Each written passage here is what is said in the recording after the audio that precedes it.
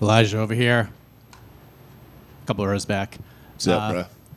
What is this like for you, man? I mean, just walking in, massive event, International Fight Week. You're about to make your, just this against Gable Steveson, huge fight for you. What is this like for you? Ultimately, it's a blessing. Yes. I get an opportunity to shock the world and show them what I already know. We put in a lot of hard work, and I just get to go out there Saturday night, be free, and show it. When you say be free, because you're such an underdog in the fight with the betting odds and everything, is that a chip on your shoulder, or does that kind of feel like you're playing with house money a little bit here? No, I get to play with house money. Like I said, we've put in the work these past few months since we found out about the fight, and we got to work things we feel like Gable's strong suits are. And so just really working those out and making them play into our favor.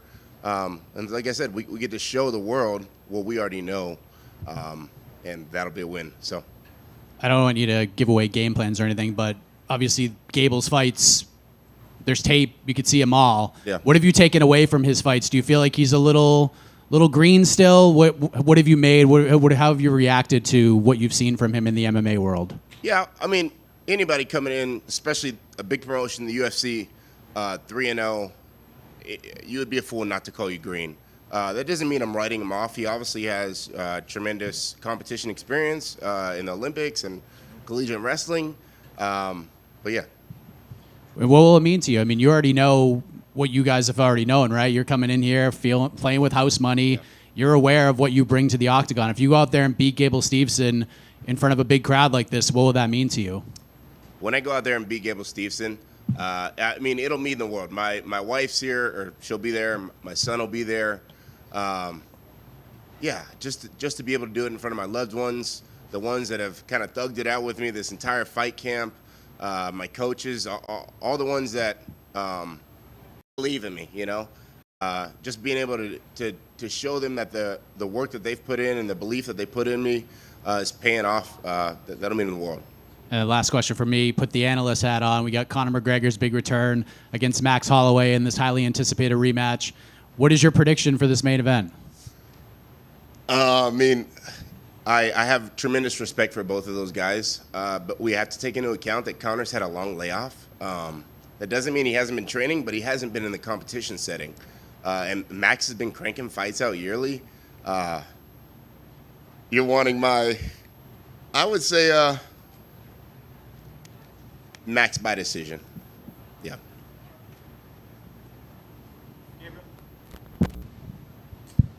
Hey, Elijah. I did want to ask, I know it didn't go your way, but you did have an official UFC fight. Just what experience did you gain from that? Just going through the experience of a UFC fight week, the process of everything and how it goes, and just the rest. Yeah, I think, obviously the last one didn't go my way. And the biggest thing I learned was to just live in the moment. Like even when we were in Australia, I just tried to act like I've been there and done this because my teammate Chase, he obviously fights in the UFC, and I come with him every fight week. But just being able to embrace it, like this is a blessing to be here. Not a lot of people get this opportunity, especially in the UFC. And yeah, it gave me fight week experience. It showed me some things I need to clean up a lot in my fight game, and we've been able to do that. That's why the layoff was so long. So just going out there Saturday night and showing the people what we've worked on and the results, it'll be worth it. This is going to be probably a lot of fans' introduction to you, respectfully. Can you tell us a little bit, how did you get involved in mixed martial arts and were introduced to it? Yeah, I used to be a police officer, and first responders we see a lot. We go through a lot. I was just dealing with a lot from the military. I didn't take care of it mentally, and it bled over into my law enforcement life. I ended up getting put on admin leave, and I was going to shoot myself.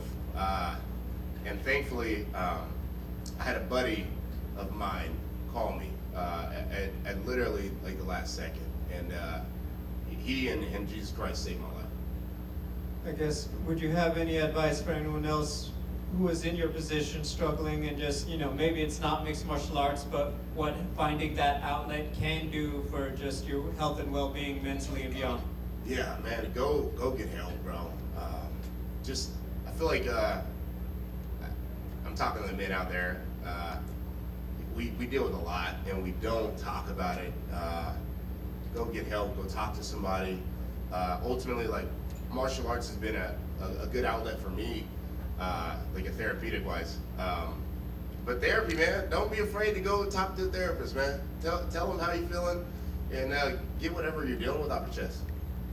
Finally, on a bit of a lighter note, it's not every night you get to fight on a Conor McGregor card. Who in your circle was most excited to know that you're going to be sharing the night with obviously one of the biggest superstars out there? I don't know if they've expressed it or not. They've tried to keep it low key to keep the pressure off me. But I would say probably both my coaches, Javier and my coach Jeff, they've probably been, shaking of their bridges a little bit, but it's a blessing to be here, man. Over here in the middle.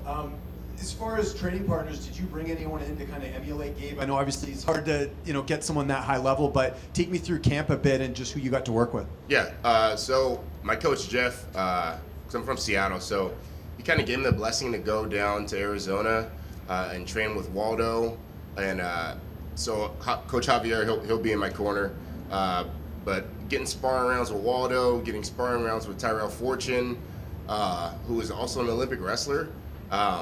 I mean, yeah, you can't get that kind of experience anywhere, and I was able to go down to Arizona and get the kind of best of both worlds, the striking and the wrestling. Do you see yourself going down there in the future just with the high quality training partners you get down there? Oh, absolutely. I mean, just nothing bad about my partners in Washington. I just don't have any heavyweights up there. Yeah. But yeah, everybody's super smart, super respectful. They all gave me positive feedback, things I needed to work on at the time, and they gave me the space and opportunity to work on those. And how much of an impact has Coach Javier had on you? He's a former fighter. He's been through it all. And you look at some of the talent he's produced out of that gym, especially Waldo with the run that he's been on. Just how much of an added benefit has that been sort of going into this, especially as a cornerman? Oh, man, it's been a blessing. Like you said, like just his wealth of knowledge and the fighters that he's put out. We've created a solid game plan between him and my coach Jeff that we'll get to go out there Saturday night and show the world. But yeah, it's been a blessing to have him in my corner and just a friend as well. Elijah, back here. Just obviously, Gable's been sort of a big name in combat for a while. I know that like everyone in America was watching in the Olympics. When did he sort of first come on your radar? And at any point did you watch him and kind of like did you watch the Olympics? And go, oh, it'd be great to compete with someone like this one day. So it's funny. His first, whatever his first MMA fight was, it was obviously posted all over social media, and I just had a gut feeling, man. I was like, they're gonna make this matchup one day, because obviously, they're trying to get him to the UFC, or they were trying to, and it's literally the night they announced it. I turned to my wife and kid. I was like, yeah, they're gonna make this fight, and I got a call Sunday morning. My coach Jeff was like, hey, you're fighting Gable. I had a great feeling.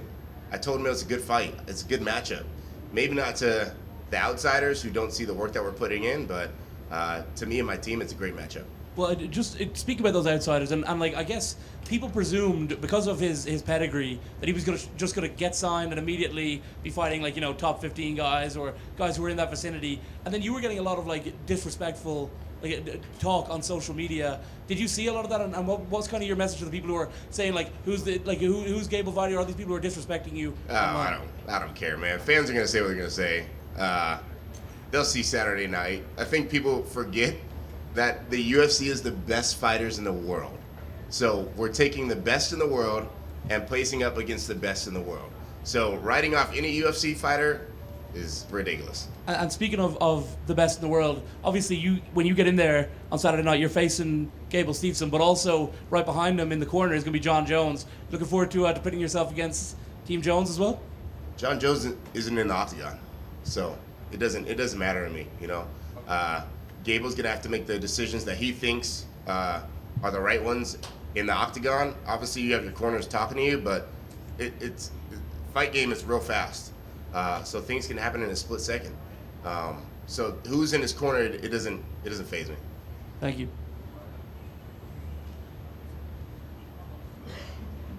Thank you, guys.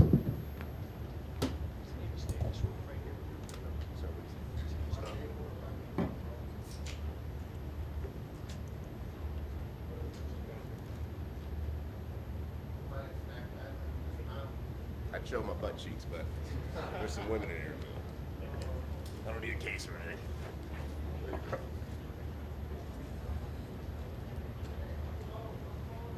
you guys for your time.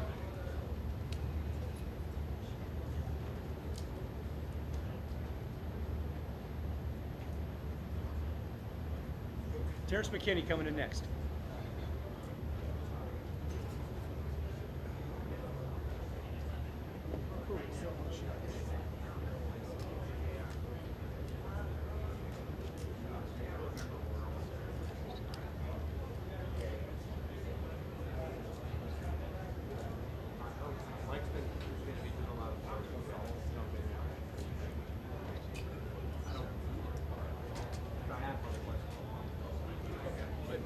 Physically, you don't need it. Okay.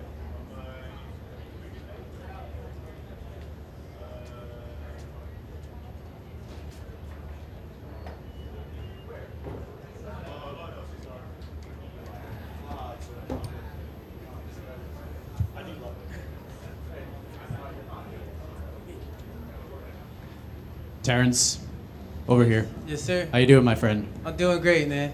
Another big event for you, International Fight Week, taking on King Green. What has this week been like for you so far? Incredible. The vibes are right. I'm not 180 pounds on Wednesday this time, so I'm definitely excited to do the dance.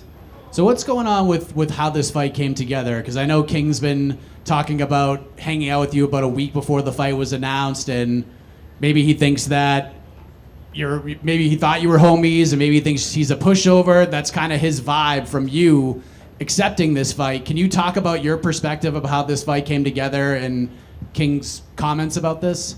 I posted like this funny video on my Instagram calling him out, and then he's like, "Man, let's not take each other's shines, man." Pretty much saying like we're black, we're supposed to be brothers. And I was like, you know what? I'll take the post down. I was like, you're right. And then we only hung out really once, besides like when I was managed by Iridium. And then so he comes down, drives 2 hours. We hung out for a little bit, and that was pretty much it. Besides that, and then like literally a week later, the UFC contacted my manager. They're like, "Yo, you want to fight Bobby Green on a Conor McGregor card?" And I'm like, "Yo," I sent them a message. I was like, "Bro, it's really up to you. What do you think?" I said, "But to me, it's like I really can't say no. Like, this is something like all fighters dreamed of. Like, we grew up watching Conor McGregor, being a fan, and being able to fight on this card, that is something you can't turn down." What was his response to you when you told him that? Well, like he said, he didn't respond, so I was like, "Bet, easy. I know he's gonna accept it. Let's go." There you go. Still no bonuses. I think that is like the weirdest stat in UFC history, is that you've been a part of all these big fights and you've had such quick finishes, but you haven't had a bonus yet. Is that weird to you, or do you just kind of over all that until you actually get one? I don't stress it. Like I tell people, it's all God's timing. When I get it, it wouldn't matter less to me. No matter what, as long as I get both sides of the check, I'm happy. Fair enough. And then last question for me, putting the analyst hat on. We got Conor McGregor coming back, fighting Max Holloway. Prediction in this rematch? If Conor doesn't get him out of there like the first 2 rounds, Mac clear decision or TKO in the 4th round. Hey, Terrance, right here. So obviously, Bobby's been on quite the roll. He lost back-to-back fights, but now he's been on a 3-fight win streak. What have you made of his recent run, sort of going into this fight, the win streak he's been on? Like I said, he's an OG of the game. I got nothing but respect for him. What he's doing is incredible, especially at his age. So we did not take him lightly, nor did I think he's soft or anything like that. I just had to say yes. Like I said, I'm not one to turn down fights. It's not like I told the UFC, "Hey, make this fight." They did their job. They thought it was a sick fight, same way I thought it was going to be a sick fight, and now we get to see it on Saturday. What does it mean to be a part of this card with Conor McGregor headlining? Because I'm sure even before you started MMA, you were a fan of his. Like I said, I teared up a little bit just to see where God's taking me. Like, just to be in International Fight Week like 3 times in a row, and on the magnitude of this card is just something that like is breathtaking. I know Bobby can talk a little bit in the cage. There's a little bit of trash talk. Is that something you're anticipating and, not losing sight of trying to win the fight? I hope he talks so he can get that jaw twisted. And so, yeah, talk. It's going to hurt real bad if I hit you in your mouth when you're talking. Yeah. Did your teammate Joe Penafiel give you a couple trash talking tips there? I know he likes to Yeah, talk Mike some Perry talked trash for me, and my boy Brian Santiago.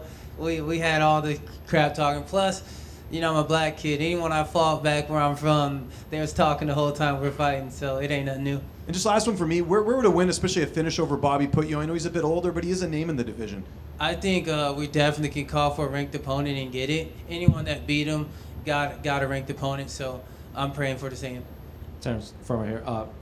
Bobby had 31 fights before you even made your debut, so I guess when did you start? Were you watching him before you started to fight, or was it like when you started to train, that's how you discovered Bobby? When I started watching the UFC, but I was a fan, honestly. Even when he was fighting judo, where I was hoping he'd win.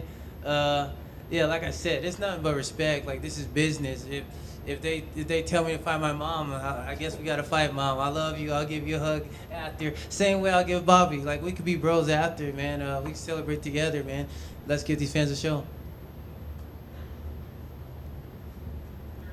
Gabriel? Yeah, Terrance, I just wanted to ask, can you go into detail everything that was going on with that fighter retreat in Colombia that you posted about? Because that thing just looked absolutely awesome. I think a lot of people would love to know more. Oh, the fighters retreat was sick. It was in Colombia. A couple of my homies jumped out their plane. They can never get a black man like me to do that. That's not the type of white I want to be. So I was like, yeah, next time. Maybe a couple times when I could take some shots, but I was in camp, so that was impossible. Also, we rode like in the trenches, like in some tropical jungle, some four-wheelers that was super sick. And it was also developing a relationship with the people that came and participated and taught them how to defend themselves. It was definitely a great experience. What is the type of weight you want to be? I want to do like wakeboarding, maybe some tubing, some snowboarding, something on the ground, you know what I mean? Somewhere I can land safely. One last question. Go ahead. Terrance, over here. You've obviously overcome addiction, come so far, and now you're on the main card of a Conor McGregor fight. What does it mean, this whole journey, and what did it take to get all the way here? It took God, perseverance, and consistent, because like I told people, if you're called according to God's purpose, He's going to work everything out for your good. So I just trusted the process and never gave up. One last one. Go ahead, sir. Terrance, one from me.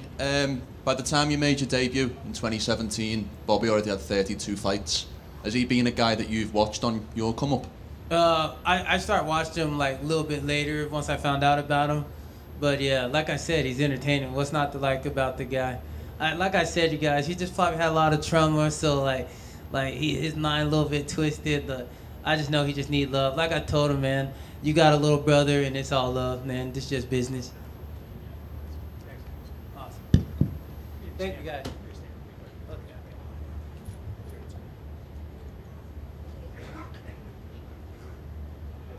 Love you guys.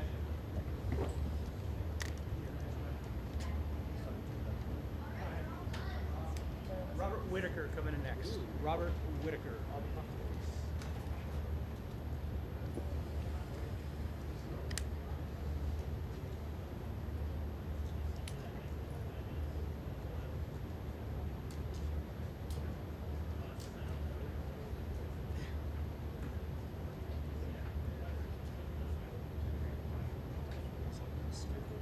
What's that? Showing. Well, that's somebody who cut from. If you're cutting verticals, then as long as you're not just putting it in their way. Stay low. Stay low. Up in and out.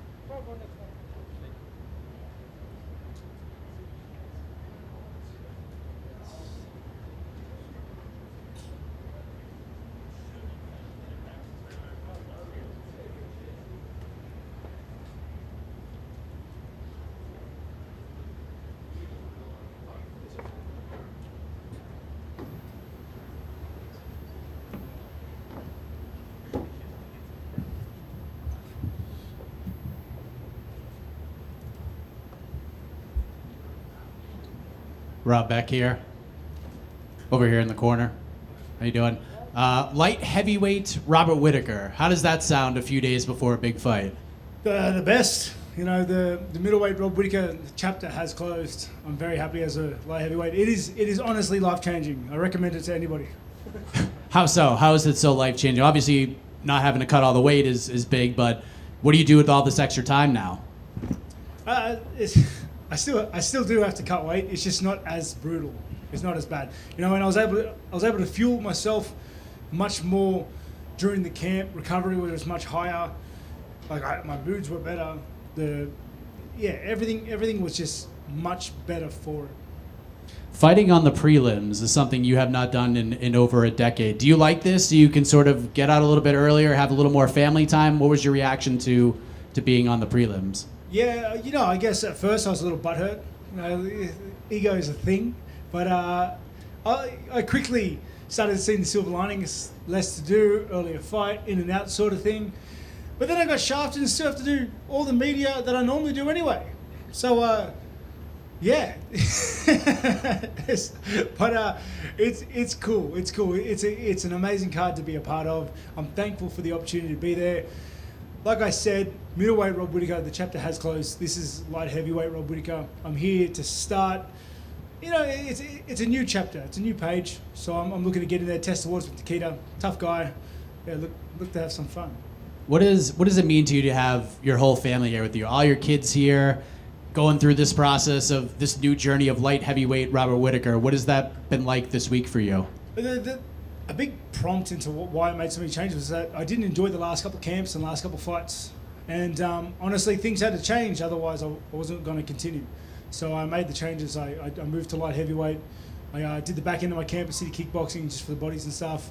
I brought my entire tribe with me to the fight itself, and honestly, it really is life-changing for me. I'm enjoying the journey. You know, normally by this period, I'm hungry, I'm waterloading, I'm just longing to go home, I'm missing my wife and kids, and you know, I guess I'm just counting down the days until it's over, where I feel fighting requires such a higher degree of focus and, you know, attention that you can't be looking past it. So to want to just go home, you know, is kind of splitting my attention. So, yeah, I'm in a really good place right now.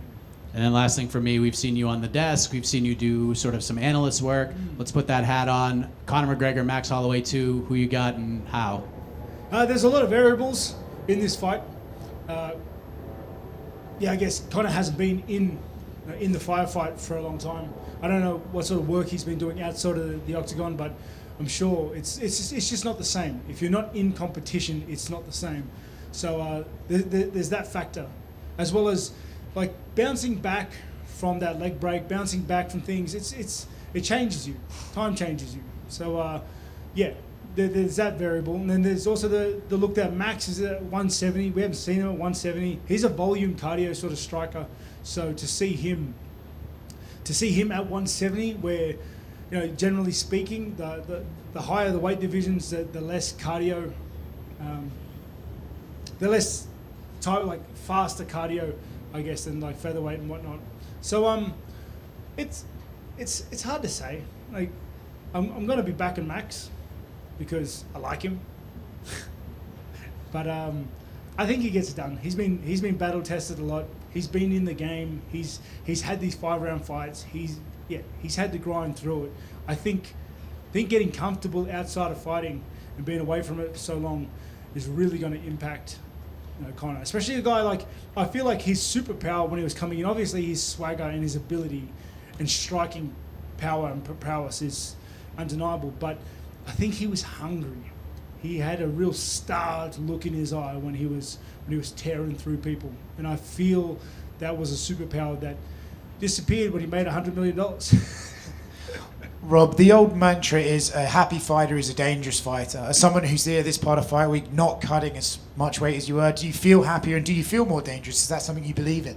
I'm in the best mood I've been in for fights in a long time.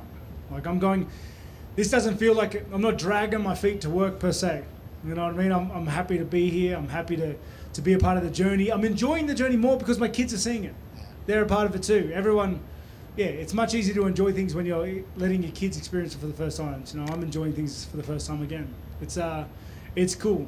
I've done all the hard work. I've trained I've trained extensively for this fight. I've worked with great minds and great bodies. And I've ticked every box. I'm going in there with full confidence that I've done everything I can, and I'm going to put my best foot forward. What's more intimidating, coming to a fight week or traveling with 6 kids? Ooh. Mate. Traveling 6 years, it wasn't too bad. It wasn't too bad. By all means, it's not fun. But it wasn't too bad. Okay? Because my wife planned things meticulously. We got a late flight, kids fell asleep, we had 4 billion episodes of Bluey on repeat. We were good. It wasn't that bad. Good stuff. And Rob, right here. So you sort of talked about how this has been enjoyable, this whole process. Do you feel like you've kind of got a second gear, sort of chapter in your career with this new weight class and everything else? Well, definitely. Like, let's be honest. Like, I don't want to be fighting for another 5 years, by any means. I've got other things I want to do. I want to play Masters soccer and things like that. But I definitely have a few more in me now, because the way I was feeling after the last couple of fights, the cams, how drained I was for them, how much of a grind it was, and like I said, dragging my feet to get to everything. Comparatively, I have like a new love and lease on the game. Yeah, and then also, we talked about training a bit at City Kickboxing. Is that something you see yourself doing in the future as well? That you want to get that added extra training in? Without a doubt, not just for me, but for those boys too. We've developed a really good relationship with Eugene and the boys there at CKB, and we definitely look to continue, that relationship. I feel like I've joined their team. Like they welcomed me wholeheartedly. I did the last bit of my camp there, as well as just the ability to go back to New Zealand. It's where I was born. I got a lot of family there. It's good manner. And obviously we're a ways away from this, but with Alberg being the champion, is that something you're worried about? Just because obviously there's a relationship there. Nah, because I don't fight people I eat with. Yeah. So it's pretty straightforward. We talked the other day about the Khamzat Chimaev fight with Sean Strickland. One thing I didn't get to ask you was, do you feel like that was the same Chimaev that fought Strickland that fought you? Mate, can't answer that, because anything, I don't know why. Anytime anyone makes any excuses about anything, you just see all those cope memes popping up everywhere. It's taking my head off. But honestly, I'm more in the camp now that Strickland is the anti-hero. Dude's got an ability to just upset the odd makers, and I don't know. I never fought him, but there's obviously something there that he does that just throws people off, and he can just beat them up. It's cool. It's cool to see. And just last one for me, did you guys switch up the games? I know you were getting a bit tired of Pokemon. Are your kids still on that or no? Dude, nah, Pokemon's done for me.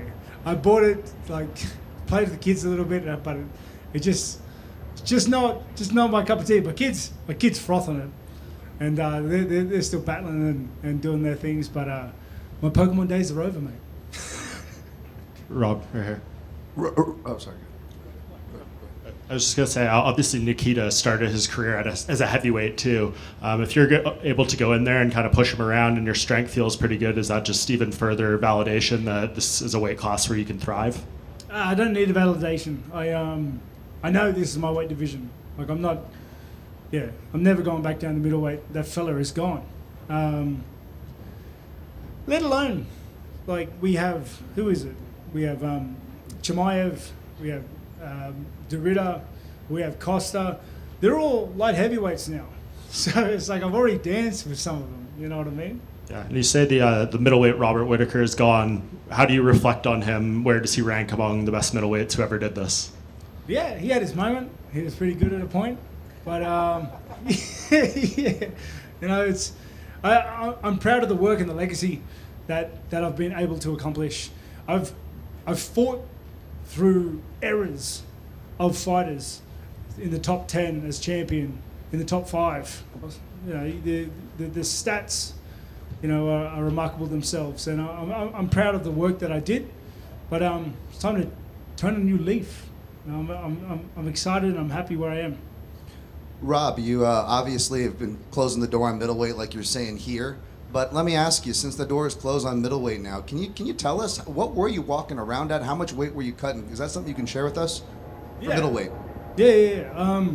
So I would, generally speaking, I would start the camp at about 220, but then as I was getting older, it would slowly creep up, like 222, 223, and I think the last couple camps I started at about 230, and it was not fun.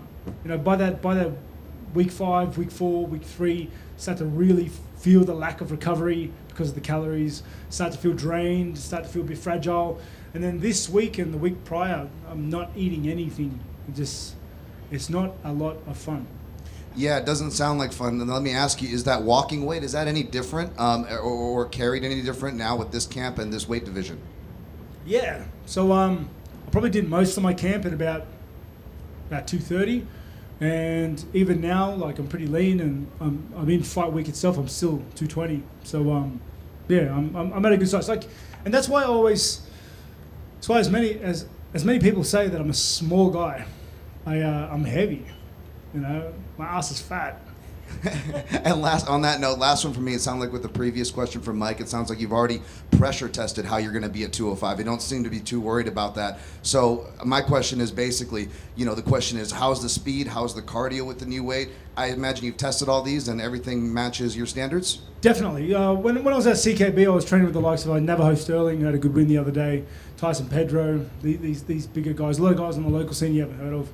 And my cardio is at a great level. It's probably better than it was for the 5-round fights in the last couple camps. The weight, like I said, the weight, the size, I have it. It's there. And like at the end of the day, like light heavyweights knock out light heavyweights. Big dudes knock out big dudes. Middleweights knock out middleweights. It happens. That's just part of the game. I am the weight limit that I'm supposed to be. I'm still going to have to cut weight like everybody else to get to where I need to be. And I'm coming in trained. I'm coming in as best as I have been. So, I don't need to pressure test anything. I am a light heavyweight. I look to get in there and execute a game plan that I've worked meticulously for months. Yeah, and look to get my hand raised. 2 more questions. 1, 2, 3, please. Robbie, this morning. I can hear you. Yep. Robbie, this morning, the whole of Australia and New Zealand tuned in for the State of Origin. New South Wales off the canvas, they were no chance. Cleary, they get it done. Now the attention for New Zealand, Australia turns to you, and you achieved the same thing on Saturday. Tell us how you did it. Give us all the answer as to how it happened on Saturday night for you to get this win. Mate, I respect Krylov's ability. I respect the fact that he's a be killed sort of fighter. I respect his power. I respect his good wins and his hard losses. And in saying that, it means I'm going to be patient. I'm going to create opportunities. I'm going to create holes. I'm going to wait for my time, and I'm going to send him home. Go the Blues. Yeah, bleed blue, brother. Go to Rob. Quick question on representation for you. You trained with Eugene and the boys in New Zealand. How do you feel as a representation for the Pacific Islander community, motor community? What does that mean to you? Say that again. Sorry? As a representation for the Pacific Islander community, motor community, training with Eugene and the boys. Like, how does that, and what does that mean to you? Me representing? Yeah. Or them representing? Well, everyone representing. You representing. You're representing yourself. Yeah, no, I've done my best. I know full well where I get my power from, where I get my mana from, and I'm proud to be Māori. I'm proud to be Australian, and I hold both flags high, and I always have, and I look to continue doing that. It's great to see some of the younger generation, the new guys coming up, some of the older guys even, still repping those flags for Pacific Islanders and Australians, and we are a force to be reckoned with. Yeah. And what's your message to the next generation of those kids coming up in the Pacific Islander community, other than put down the corned beef? What would your message be to them? Yeah, stay focused. Stay focused. Don't get distracted. Keep your eyes on the prize. Believe in yourself. Even if it hasn't been done, you could be the first. And one last one. Robert, we've seen you as a prospect, as a champion. You're now in a veteran stage. You're at a stage in your career where the experience and the athleticism are about as equal as they're ever going to be. Does that change how you approach the camp, along with not just the change in weight class? Yeah, definitely. I'm not. The camps aren't the same, and I think that's a big thing a lot of fighters struggle with is adapting and changing, on the go, changing with the times. And I'm pretty proud of being able to do that. When I lost the belt and having to change things up and coming back. Every time I've got knocked down, I've gotten back up. So this is no difference. I've been using all the experience and wisdom that I have in the camps that works and don't work, and the things that work for me now, that worked for me then or didn't work for me then. And it's culminated in, this camp, this past camp, this version of myself, this heavyweight version, this best version of myself that's going to come in Saturday night. Appreciate you guys. Peace.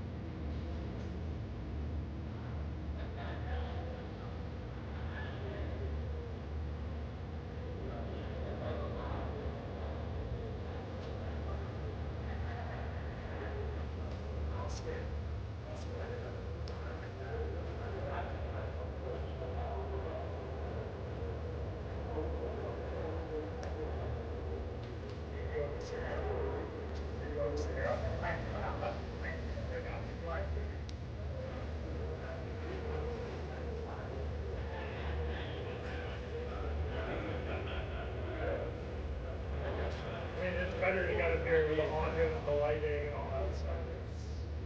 Well, I just see one unity. And I don't even understand what you're saying, so I can stand there and watch it. That's why I think no. It's just bragging about it. Stand up in front. What? Am I in your way?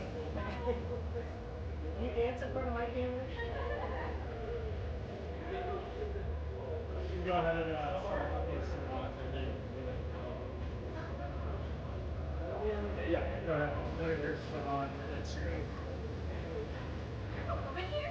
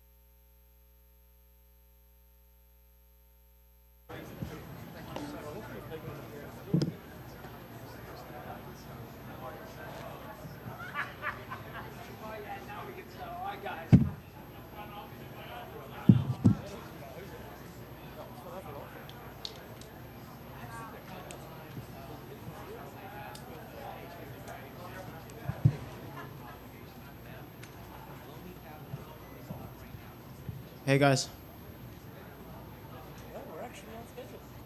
Lonnie over here. Am I looking? Things are moving very fast for you right now. You getting main events on short notice, and now you're in International Fight Week. How would you describe this sort of whirlwind start to your UFC career? Yeah, it's awesome. You know, these are the moments that I live for, and you know, I get to do this, so I'm here for the journey.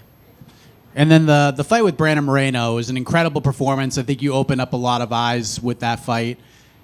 Have you felt the impact of what you did that night with the fan base and on social media and stuff like that? Have you noticed sort of this influx in popularity and people believing in you after that performance? Yes and no. Obviously, it's really nice, like growing a fan base, and I feel like I have very supportive fans. You know what I mean? But for me, I don't focus on that too much. It's just more about what's next and how do I get to where I want to be. And then going from one Brandon to another and doing so on this big card. What was your reaction when you found out that Brandon Royval was the opponent? Oh, I was excited. You know, he's a great fighter. He's an exciting fighter. And I think it's going to be an exciting fight. So I'm very looking forward to it. And what does a win do for you here? Like, flyweight's obviously very interesting right now. We're still waiting on Josh Van to fight Pantoja again, but you're obviously in the mix if you can go back-to-back with the Brandons here. So where do you think a win puts you on Saturday? Yeah, I think it puts me in good stead for a title challenge, you know? I fought Brandon Moreno, who's a former two-time world champ. I'm fighting Brandon Royval, who has fought at that level. The last person that fought him got a title contender shot, so that's what I want to do. And then last thing for me, kind of putting the analyst hat on, Conor McGregor's fighting Max Holloway in the main event. You're going to set the table for that fight. How do you think the night ends? What's your prediction for that fight? I've been asked this so many times. I can't give a prediction, you know. I obviously, Conor being half Irish, I want to back Conor, but I also love Max Holloway. I grew up watching him. So I'm just excited to watch that one as a fan. Lonnie, right here. I know you wanted this fight in Macau with Royval, and you said he turned it down and stuff. In hindsight, is this the better circumstance to get this? The platform, the timing, the opportunity, and the stage here? Yeah, definitely. You know, obviously fighting back in Macau is technically my hometown, you know, where I'm from Hong Kong. My mom's from Hong Kong. But this is the biggest card of the year on such a great card. Yeah, I couldn't have asked for better.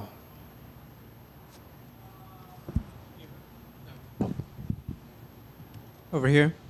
I did want to ask about that with Max. On your UFC.com bio, it says that Max Holloway is one of your favorite fighters. As a young guy coming up, I know obviously you've had, you know, time in the UFC a minute, so maybe not starstruck, but what does it mean to you? You get to fight on a card as one of the guys you really did admire growing up. Yeah, it's awesome, you know, and talking about starstruck, if I see him, I'm like, oh, that's Max Holloway, do you know what I mean? The little child of me comes out, but I look up to Max, and I think he's been at the top for so long. Do you know what I mean? And he's proved he's always had exciting fights, and I like his mindset going into things. So, yeah, you had to tell me 5 years ago I'd be fighting on a card with Max Holloway and Conor McGregor, I would have told you to go do one, you know? Having a multicultural background yourself, are there specific places you would like to go fight? Just if the UFC says, hey, you want to travel here, there, etc.? Oh, everywhere and everywhere, you know? I think that's one of the best things about the sport. I get to travel to places that I would never really think about going to. You know, my big thing was to fight in China, being half Chinese, fight in London, being from London, which I've done. Fighting in the States in the T-Mobile Arena is definitely one to tick off. So wherever and anywhere they send me. Final question, for people who never experienced it, can you put into words what that's like to go into enemy territory in somewhere like Mexico City? You're like second round with Moreno, and you're just, you know, you seem to be very in the zone and getting fist to face, it seems like, as you want it. Just what is that moment like being inside of that? Oh, it's insane. It's hard to put into words. It's hard to describe. It's one of those moments that you don't really think about. You're just in a flow state, and it's more about doing than, you know. But yeah, it's amazing. Lonnie down here to your left. When I spoke to you ahead of the fight with Brandon Moreno, you spoke about the initial hesitancy you had about taking that fight in such short notice against an established UFC champion. Former champion, I should say. How satisfying was it that you did take that decision, and considering where it's put you right now? Oh, it's amazing. Helicopter, sorry. Yeah, it's amazing. Obviously, there's always going to be doubts when you take a fight, you know. But I believe I have the best team in the world, and we're going to continue to get better every fight. And I want to be the best in the world, and Brandon is up there with the best in the world. So in order to be the best, you got to beat the best. So I'm glad we took the opportunity. And I know you say you don't watch too much tape, but stylistically, from what your coaches Michael Pham and Ashley Grimshaw have told you about Brandon, how do you foresee this fight playing out? I think it's going to be a striking fight. You know, Brandon comes to throw down, and I think it's going to be an exciting fight. And I think stylistically, it's a good fight for me. Cheers, man. Thank you. Loney here in the back. All the way to the back to your left. Oh, yeah, yep. Sir, you're starting to build your reputation. Your composure has been a major strength of your game. Is that something that you've always naturally have, or is there a specific moment where it started to develop? No, I think it's something that you work on, right? Like your mindset and everything like that is a skill that you can continue to work on and continue to develop. You know, I work with psychologists. I work with a psychologist, which helps massively, and it's just about being able to control your emotions and use them when you need them, you know? Thanks, sir. Thank you. Lon? Hello. There's a video that went viral of your UFC debut walkout where Ash tells you to slow down. I think the quote is, "You walk when you want." How important is taking in the moment on Saturday night as you make the walk for the first time? Of course, it's super important. Like that in that moment, it's your moment. Do you know what I mean? You got to soak it all in. You got to play it out how you visualized it for so long, and it's your moment. No one can take that away from you. So you got to enjoy the process as you're doing it. Best of luck. Thank you. Just one outside the fight. What are your thoughts on just right here? What are your thoughts on Arsenal's season this year? We're doing well. We did well. You know. Yeah, I'm glad that we got it done. On over here, back here, back here. Sorry. Yeah. So Ilya Topuria has given you a lot of praise. He's believed in you for a while now. I wanted to know, what does it mean to get the praise from someone like him, and how do you think he'll bounce back from his last fight? Yeah, of course, getting praise from him, someone at his level, is insane. I look up to him. I watch TikTok edits on him. Do you know what I mean? Before training, so to see him like mention my name and sing my praises is insane, and I'm very grateful for that. And a loss doesn't define you, and he's 100% going to bounce back from it. And did you guys ever get to talk about fighting together, or is that somebody you're willing to learn from in the future? No, 100% willing to learn from him. I haven't spoken to him too much. Obviously, he came backstage before one of my fights, and in that moment, you're very locked in on the task at hand. But he said nothing but nice things. He's a really nice guy. Best of skill. Thank you. Lonnie, back here to your right. Back here. You talked about kind of the level of Brandon Royval as well as your last opponent, who was also Brandon. What do you make of Royval's last two fights, and specifically, what do you think of his performance against Josh Van? I think it was a very good performance, and it was a very exciting fight, you know. And it shows how game he is to fight. Likewise with Josh Van, you know what I mean? So it was a good one to watch, and it was a good one to learn from. You mentioned just then that, a loss doesn't necessarily define a fighter. What kind of Royval are you expecting coming into this fight? I always expect the best version of my opponents, regardless of their record, what they've done. I'm prepared for the best version of themselves. Thank you very much. Thank you. Aloni, Hello. in a short period of time, you've shown that you belong to the top. Do you think Royval is your toughest opponent so far? Yeah, I do. I feel like anyone at the top is my toughest opponent, and with everything that goes into it, I believe so. And I believe I'm going to keep showing levels every fight. And also with the returning of Pantoja and the great win streak of Cap, do you see a clear path to the title shot? I think the flyweight division is forever changing. You never know what to expect, So I feel like I'm not far away from that title shot, yeah. Lon, right here, brother. Yes, Just a couple right of quick ones. I know it's obviously one fight at a time, but as far as the title shot goes, the current champion, Joshua Van, one of the most exciting guys in his early 20s. you're still in your 20s. People gave his fight with Tatsuro like a ton of credit for how exciting it was. Have you visualized what a fight between you and Joshua Van could possibly look like as far as the striking and excitement goes? Obviously, yeah, I'm a one fight kind of person, so focusing on this one, but I think it'll be an exciting fight. You know, it's definitely going to be a stand-up fight, and we're going to be throwing. You know, so I think it'll be a very good fight to watch. And then I know, like, you're a bit of a music guy, right? Hip hop it's got a big place in the UFC. We see guys like Drake, Action Bronson. Is there any UK artists that have ever reached out to you, or is there like anybody in the UK music scene that you'd like to meet? Oh, there's loads of people in the UK scene, like Skepta, that I'd like to meet. Who else is there? Anyone. Actually, a funny story about Action Bronson the other day. Apparently, my mate bumped into him at the airport, and he said, "Oh, you're gonna go watch Lon fight," and he knows who I am, which is really cool. You know, so I'm blessed to be in this situation, and yeah, there's loads of different artists that I'd like to meet. Thank you.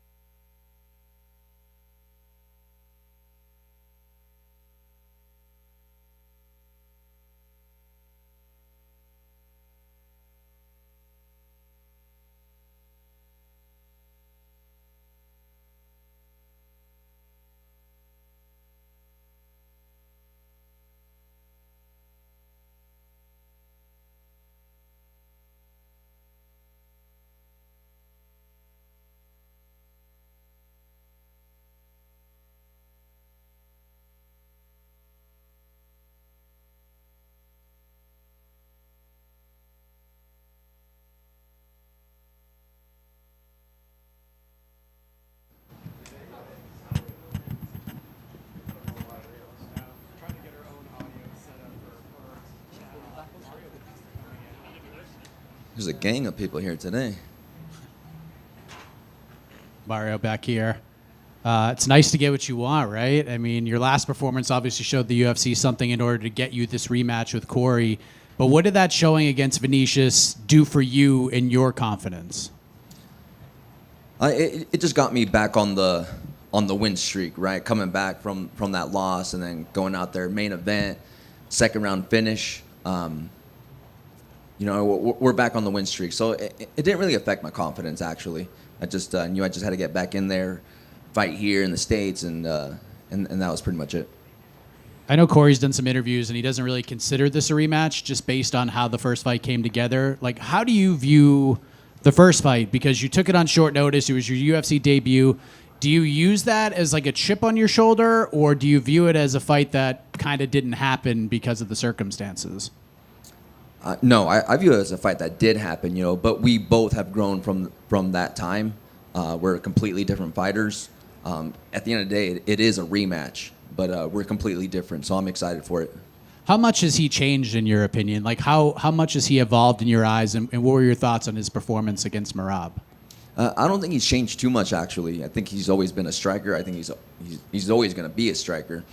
But if he's grown in any way, it's just in these big moments, the title shot opportunities, these big names.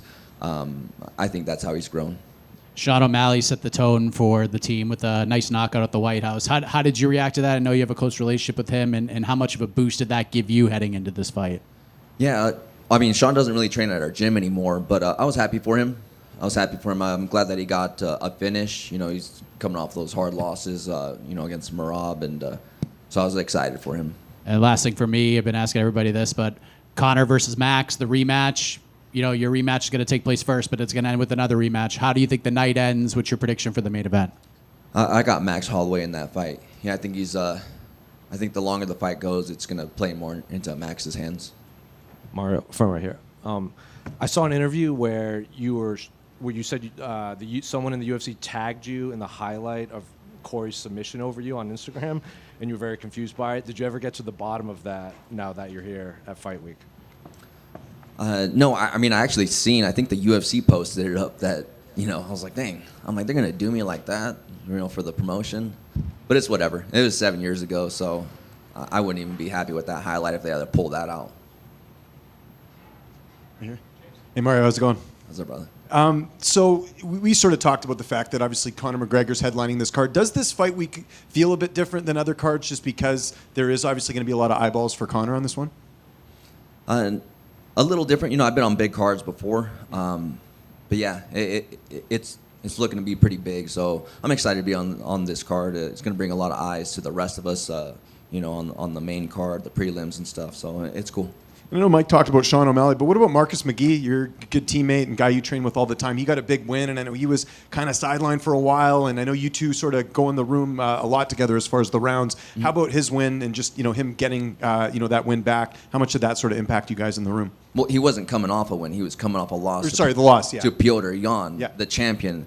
And then I don't know what was going on, but for a whole year, pretty much.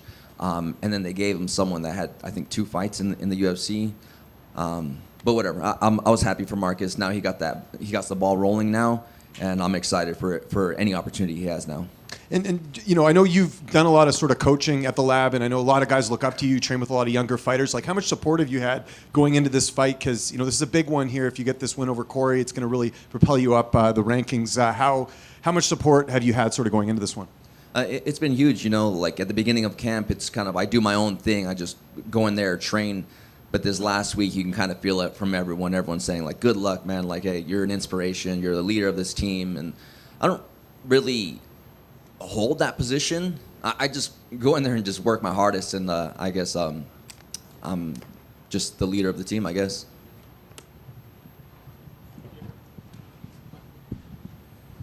Hey, Mario. Good to see you again.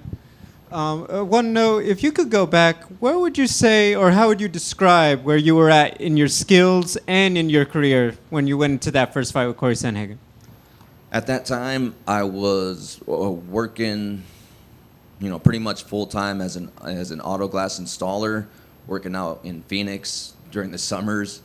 I was at in debt, so I was completely different. I wasn't training as much as I do now, but I'm completely different now. Now I do this full time. I've been doing this full time for 7 years. I've had big opportunities, big fights. So it's completely different. In that time, obviously many UFC fights since then. What are you most proud of in terms of the growth of your game and what you've been able to develop as you've been at this level, obviously in a competitive division in UFC? I think just dealing with these high pressure moments, these big fights. I've gone through a few now, because when you're 6-0 and you get tossed into the UFC like that, it's a lot to take in. I kind of look back and that's a lot for a young fighter. Now I've gone through so much, like you said, experience, big fights. So I see it a little bit different this time. Who in your circle of friends or family is most excited that you're on a Conor McGregor card? I don't know if there's anyone too much. Probably teammates. I would say teammates are pretty excited. It brings a lot of eyes to the fight card and to myself. So, if anything, it's teammates. Mario, over here.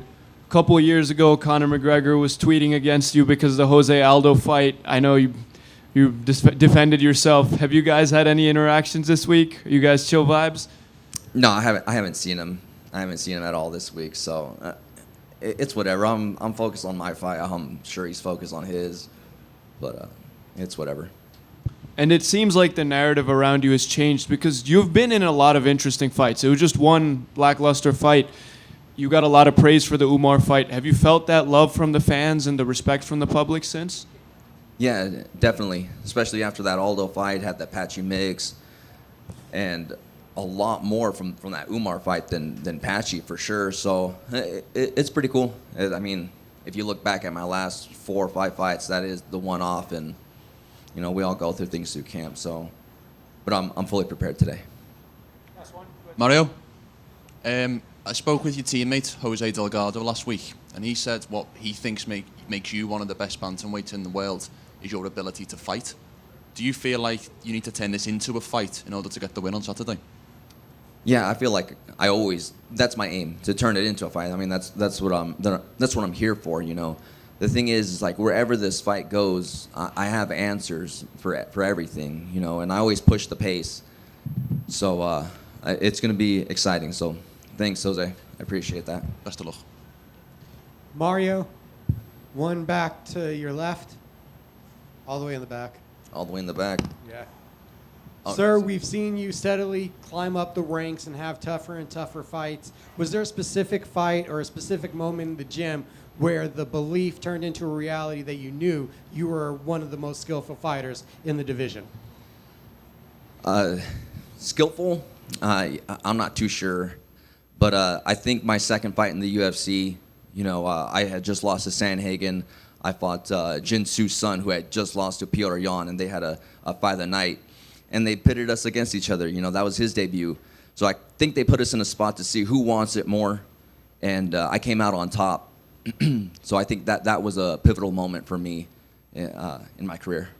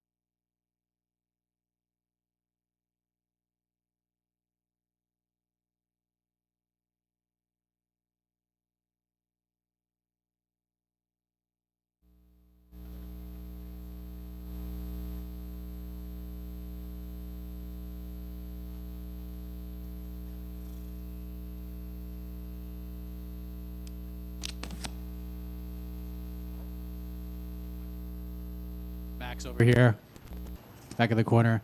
You've been waiting a long time to share the octagon with Conor McGregor, and now we're just a few days away, and you're sitting up here at Media Day. What has this week been like for you? What are the feelings right now? Does it feel like just any other fight, or how would you describe it? I mean, my media schedule felt like any other fight, but when you go on social media, you see everybody, you see the eyes, you see the clicks that you're getting on everywhere. It's huge, it's fun, and when the World Cup is going on and people are talking about Holloway versus McGregor too, that's an amazing time to be alive. How often do you reflect on that first fight? I know it's something you've wanted for a long time, but obviously so much has happened over the years since that first fight with championships and hiatuses for Conor and all sorts of stuff. Like, how much do you reflect on that first fight heading into this one? Not much, you live, you learn. Every loss to us is a learning experience, and that's all it was. I got to do some great things after that. He did some great things, and we're here now 13 years later, and I'm excited. I was asking Robert Whittaker a little while ago about light heavyweight Robert Whittaker, and he feels like it's been life-changing. Welterweight Max Holloway, has that been just as life-changing for you? What is this fight week like fighting at 170 as opposed to 55 and 45? I mean, 45, you can't even compare it, right? 55, I always talked about how it's been great, it's been better, it's been awesome. 170, oh my gosh. It's just performance up here, so I love it. And the last thing for me, yesterday, you and DC had another infamous run-in. What was that like for you, and what's the message for Daniel Cormier a day later? I mean, I just saw him again, I keep harassing him. I've been calling him out for years, bro. He's been running away. If I could get another fight, that's the man I want to be. They keep talking about weight classes, this and that. Dude can just show up. We gotta solve our problems. Max, what have you made about Conor's apparent frustration that he's not talked about as the greatest featherweight of all time? And he's a little bit mad that you sometimes get called that. I'm just hearing this now. Is he frustrated? I mean, it is what it is, right? When people talk about this kind of stuff or stats or history, you want the fans and you guys to talk about it, not us. So yeah, he got a bone. He needs to start picking a bone with you guys, not me. It's not my fault. What do you feel? When guys move up in weight, people start talking about, does the power translate? Does the chin translate? As you're the bigger guy up there now at 170, do you feel like it makes you a stronger guy? Does it make you a slower guy? What does the changes do to your performance? I feel good. Strength, cardio, movement, everything that you said. I feel great. I know you guys have been following me on media and seeing what I've been doing. We bring in the former 170 champion Jack Della. Had great looks, had great training. We was only supposed to train together for a week. We loved it so much. He ended up staying for a second week, and I think so. Bringing him in was huge. It was good fun, and we'll get to find out Saturday night. It's gonna be fun. It is what it is. You have done a lot of stuff in the last 5 years since Conor's been away, right? 300, the BMF belt. There's been massive moments. Do you feel like getting this rematch that for a while there we were never sure if you might get, has this whole week and this whole process just been fun? Like, finally I get it. It's going to be fun. I get to try and get my win back. Talk about the experience of having this rematch booked and just the emotions getting it after years of waiting around for it. It's huge, who would have thought that Conor was even coming back after what happened with the injury, and then with him and his other injury at a fight that he had. So it's just big, I finally get to right or wrong, and I'm looking forward to it. He's a killer, and I'm looking forward to see the best Conor McGregor come July 11, and hopefully I get a SportsCenter #1 spot up there. What's the money like for a Conor McGregor fight these days? It's beautiful, bro. I'll tell you this much. Every single guy that fighter or non-fighter is saying that I'm fighting for money, I'm a prize fighter, brother. This is what we do. If you wasn't fighting for money, you're an idiot. Max, just one quick one to kind of go back on the DC and fighting a welterweight and everything.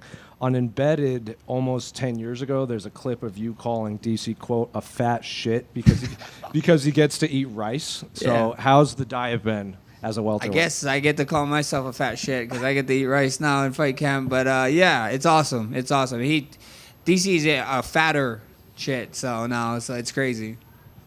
Max here. This is going to be your 15th main event in the UFC. The only people who have more are Anderson Silva at 21, John Jones at 19, Randy Couture at 18, and Tito Ortiz at 16. Do you think when it's all said and done, you top that list? Shit, I need 6 more, yeah. So looks like you guys are going to see me for 6 more probably.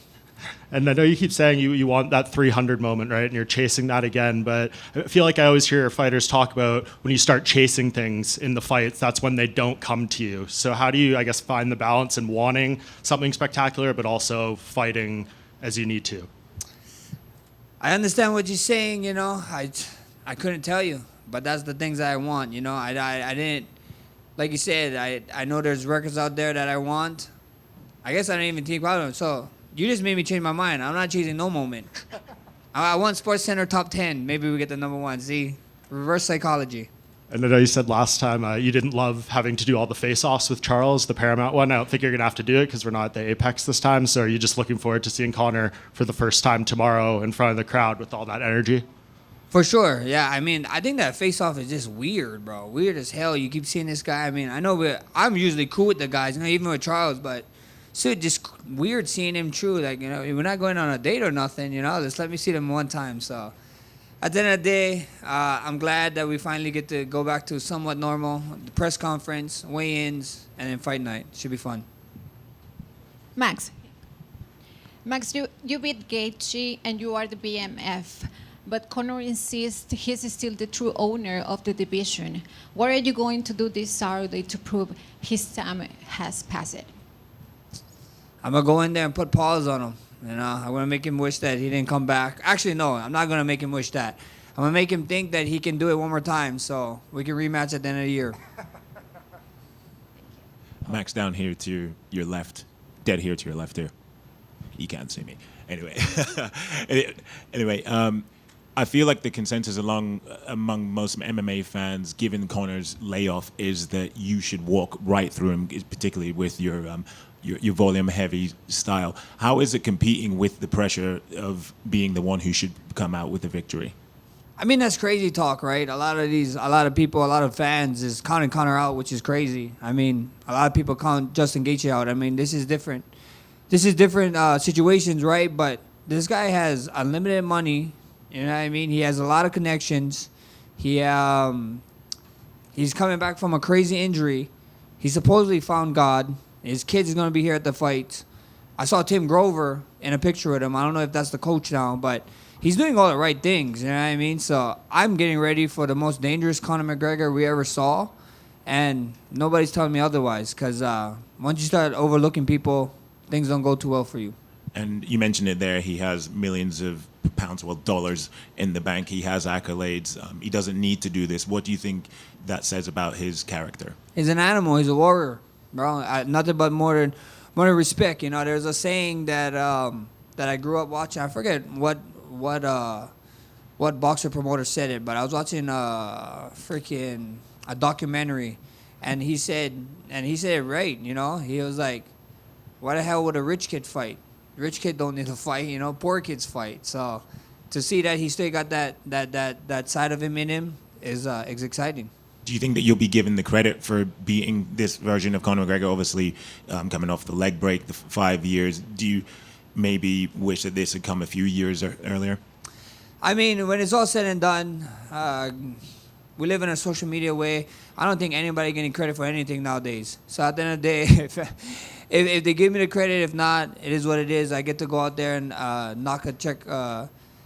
check something off my list. Thank you. Max in the middle right here. Any concerns that this fight wasn't going to happen just because it has been so long that Conor's been in there? And if so, did that weigh on you at all during camp, whether this is going to happen or not?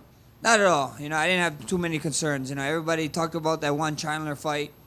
He did only really ever pull out of that fight ever in his whole UFC career. It was one, and people just hold it like tooth and nail towards him, which is crazy. But I had nothing, I just trained as usual. And if it didn't happen, it didn't happen.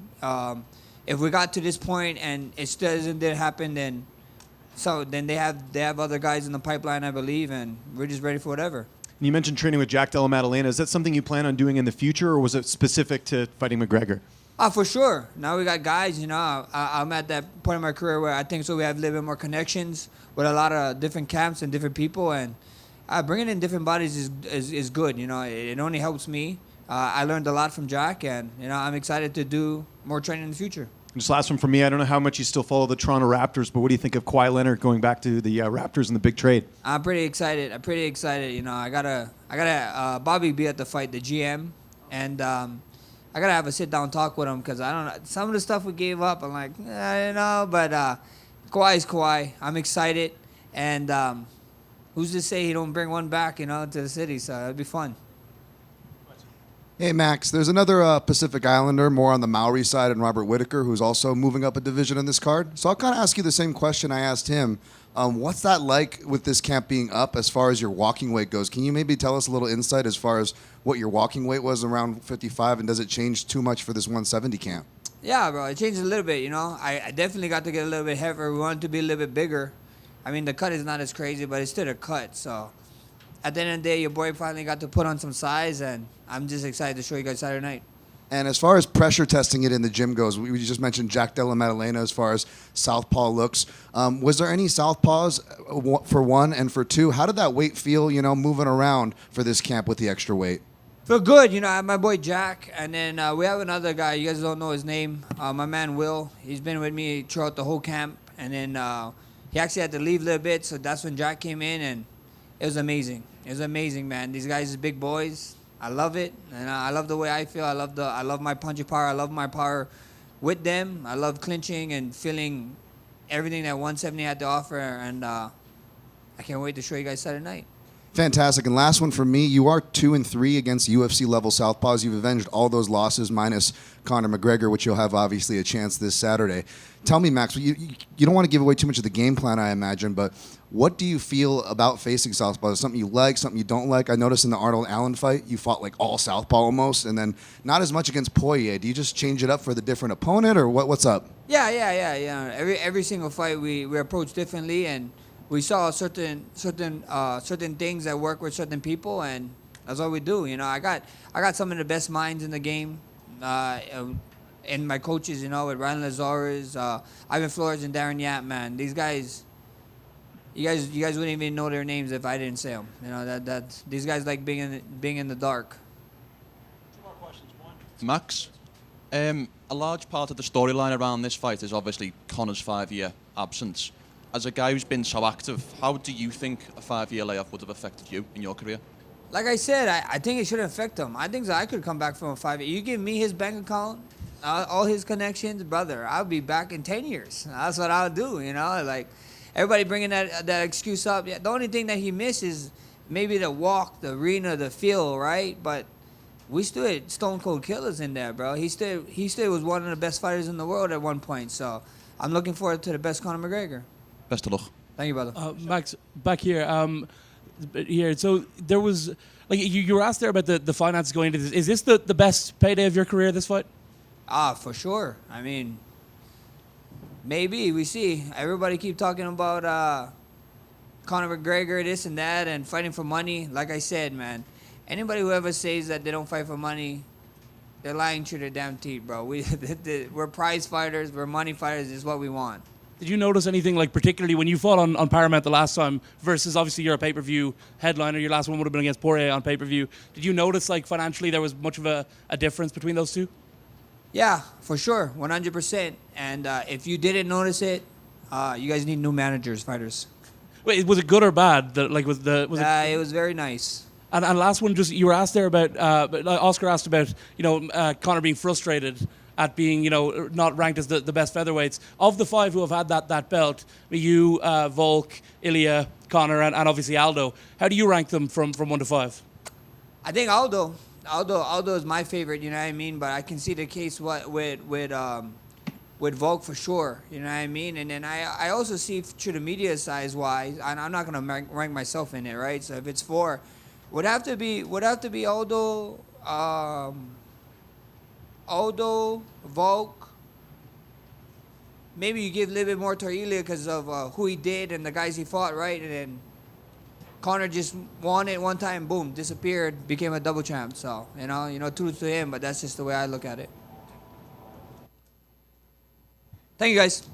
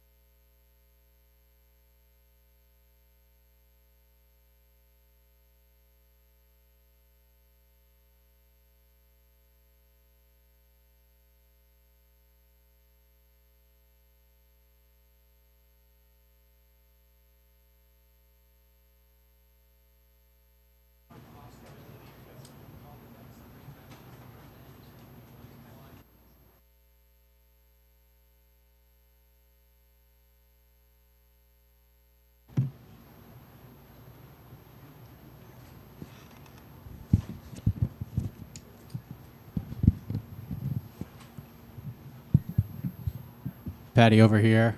Welcome back. Other side. Right here. Shiny bald head. How you doing, man? Last time we saw you was in the same city. You fought Justin Gaethje for the interim belt, and now he's the undisputed champion. What was your biggest takeaways a few months later, reflecting on that fight, sharing the octagon with Justin Gaethje, and what you were able to accomplish in one of the best fights of the year? Don't go to war with Justin Gaethje. I'm more than likely going to lose. But, you know, I got wrote off after it. Everyone said I got beat by an old man. And then he goes and does that to Ilya, and all of a sudden he's the best things in sliced bread. So, just shows how the goalposts get moved constantly. I was going to ask you, because you always talk about the goalposts being moved, but especially after just the fight you had in January, but after what he did to Ilia Topuria, it feels like the post might have tightened up a little bit. It seems like you're getting a lot more credit now than maybe you've gotten with a lot of your wins. Are you noticing that as well? No, yeah, I said that after the fight. Got more respect for losing a fight than I did for winning 7 in a row in the UFC. Just shows how mad our fan base is, doesn't it? Do you think that Justin winning, because your fight with him was so fun, and it's going to be a lot of on a lot of fight of the year lists, does that actually not hurt you as much in this title conversation, especially with the win on Saturday? No, yeah, obviously with him winning and becoming undisputed champion, it looks good for me. You know what I mean? But I said that after he beat me. I said he was going to beat Ilia Topuria. I said it was fate that he beat me. It was his destiny to go and win the title at the White House. And I was just in the way. The state of this division is pretty wild right now. You got Arman Saruki in there. He's been doing a lot of wrestling. No, he needs to in a fight, though. He's had like one fight in 3 years and he beat an absolute bum. So like he needs to actually fight, not go round in a singlet tickling people. Who should he fight? Anyone. Just fight someone. You know what I mean? It's like get in the octagon and actually fight. Stop going round on your private jet, eating food. And then last thing for me, you know, all these years ago when you were fighting for Cage Wars, you were talking about Conor McGregor, and now you're sharing a card with him. This is a very big deal. This is something you sort of envisioned along the way. What is this like for you, being in the co-main event of a Conor McGregor card, and does he win on Saturday? This is just another fight to me. You know what I mean? I'm back in Vegas fighting again. It's just a lot less pressure this time because all the pressure's on Conor. You know what I mean? And he's got more media than anyone, and I've normally got the most media. So, yeah, it's just another fight, and you never know. I think if Conor wins, it'll have to be in the first 2 rounds. If it goes past there, Max will probably take over. Paddy, I keep seeing right here to your left. I keep seeing this clip going around from 11 years ago where you first mentioned Conor McGregor, and like, is there at least something seminal about being here, sharing this card, and being right under him, and potentially having people talk about you two fighting each other? I don't know. Like, that was right after the fight that, and I'd been elbowed in the back of the head about 12 times, so I was absolutely on one. Yeah, I can remember people asking me if I was drunk in that and everything when I'd literally just stepped out the cage. When you look at Benoit, like obviously a 4-fight finishing streak for him, is this what you like now, especially after probably learning some important stuff from the Justin Gaethje fight, someone who's going to try to come right at you and take your head off? Yeah, I think it plays right into my game, the fact that he's just going to step forward wildly and try and take me head off. Thank you.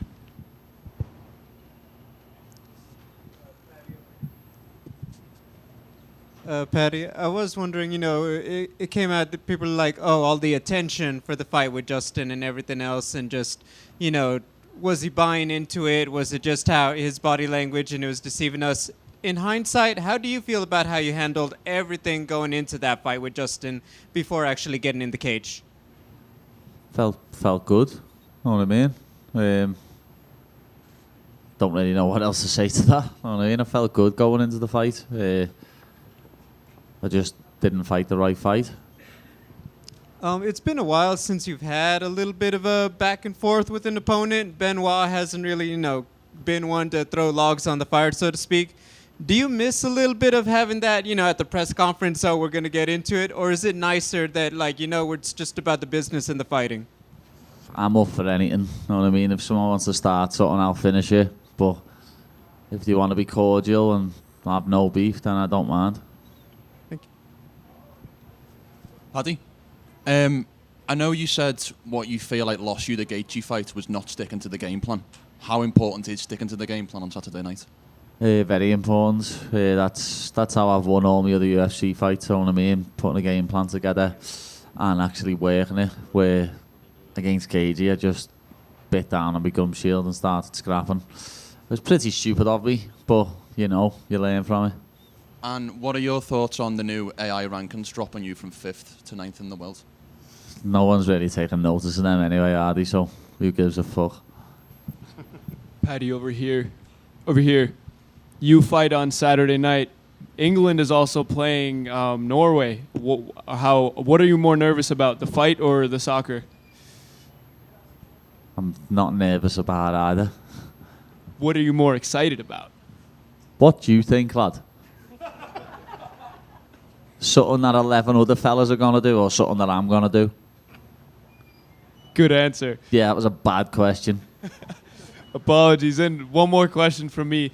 You and Luke Riley, you're leading the scene for Liverpool. Who's the next star out of your gym that we don't know about yet? Well, he's not actually from Liverpool, but he trains with us. He lives with us now. He's from Hull. George Staines. He's 10-0, fighting on Cage Warriors, and he's one of my sparring partners. He's also a lightweight. He's gonna be in the UFC, and hopefully real soon. Like, he's only 25 years of age, got the potential to be a ranked superstar, and he loves Star Wars, so all the nerds will love him. Best of luck, champ. Paddy, just here, forgive me another football question, but do you back Tommy Tuchel's boys to go all the way? No. How far do you see them going? What? How far do you see them going? Probably semis. Argentina will slap them. Fair enough. Thank you. Paddy, who made the biggest comeback, Oasis in 2025 or Conor 26? Well, we haven't seen Conor's comeback yet, lads, so we don't know, do we? We don't know. That's true. Hi, Paddy. There is a rivalry between France and England since a lot of years. Does it give you some extra motivation to face a French fella? No. No? No, I don't give a flying fuck. It's nothing to do with me. Thanks. Paddy, one here in the back, to your left, all the way here in the back. Yeah. You're one of the most popular fighters on the roster. You've had increasingly higher profile fights. You do more media, have the social media interactions. Is the love of the game still the same as when you first fell in love with the sport? Yeah. I just love getting inside the octagon and punching people in the face and getting punched in the face. As you can tell from my last fight, I love getting punched in the face. Thanks, sir. Hey, Paddy. So Benoit is known for his aggressiveness, and it means that even if he's not technically maybe the best on the ground game or striking per se, his aggressiveness changes everything. How do you counter that, and how do you get prepared for this particularly? I counter it with my technical ability. I think his aggressiveness is going to put him in a bad spot, and that's what's going to win me the fight. And do you think he's open, whether it's on the ground or striking? Yeah, he's open everywhere, striking, ground. I can see me either taking his neck or his chin home with me, one or the other. Yeah. He had his hand up for ages. Go ahead, lad. Thank you very much. I wanted to ask, there's this story that goes around of Conor McGregor showing up to your place or something. What's your recollection? Yeah, it's a load of shite. But it never happened at all? No, it never happened at all. Right, because I know there's mad stories back, so it's good that you've... No, yeah, when he was in Liverpool, people said that he knocked on my house, and some people made it up like he wanted to fight me. Some people made it up like he wanted to get me out to party with him. This is 2017. I was still fighting on Cage Warriors, but I was still living in my mum's at the time, and my mum has cameras on the house, and No one knocked at our door, lad. Unless he knocked on the wrong door. Obviously, when it comes to Gaethje and that Topuria fight, like of course you've been super complimentary of Justin. You've made absolutely no excuses about what happened in January. But a lot of people are talking about that perhaps like the eye pokes, there was maybe a little factor of maybe his hands were a little open for some of the shots on Ilya. Like, I'm not going to use it as an excuse, but the eye poke did change the fight in a big way. All the damage on my face was from an eye poke right hand, and wasn't just an eye poke, lad. I felt a thumb touch me brain, so it was a bit heavy. I couldn't see for about 2 rounds after it. Would Ilya be fair to have that same concern after that, based on what you saw? Would he what? Like in Ilya's fight? Don't know. Did Ilya get poked? I think they were saying that there were times where the shots were the I don't think he got poked, lad. He just got his face mashed up. So you'll never fight him? Who? Ilya. Who said that? No, I'm just asking, do you think it's like that whole thing? Yeah, I'll punch his little head in for him. That's awesome. Thank you very much. Kirsty.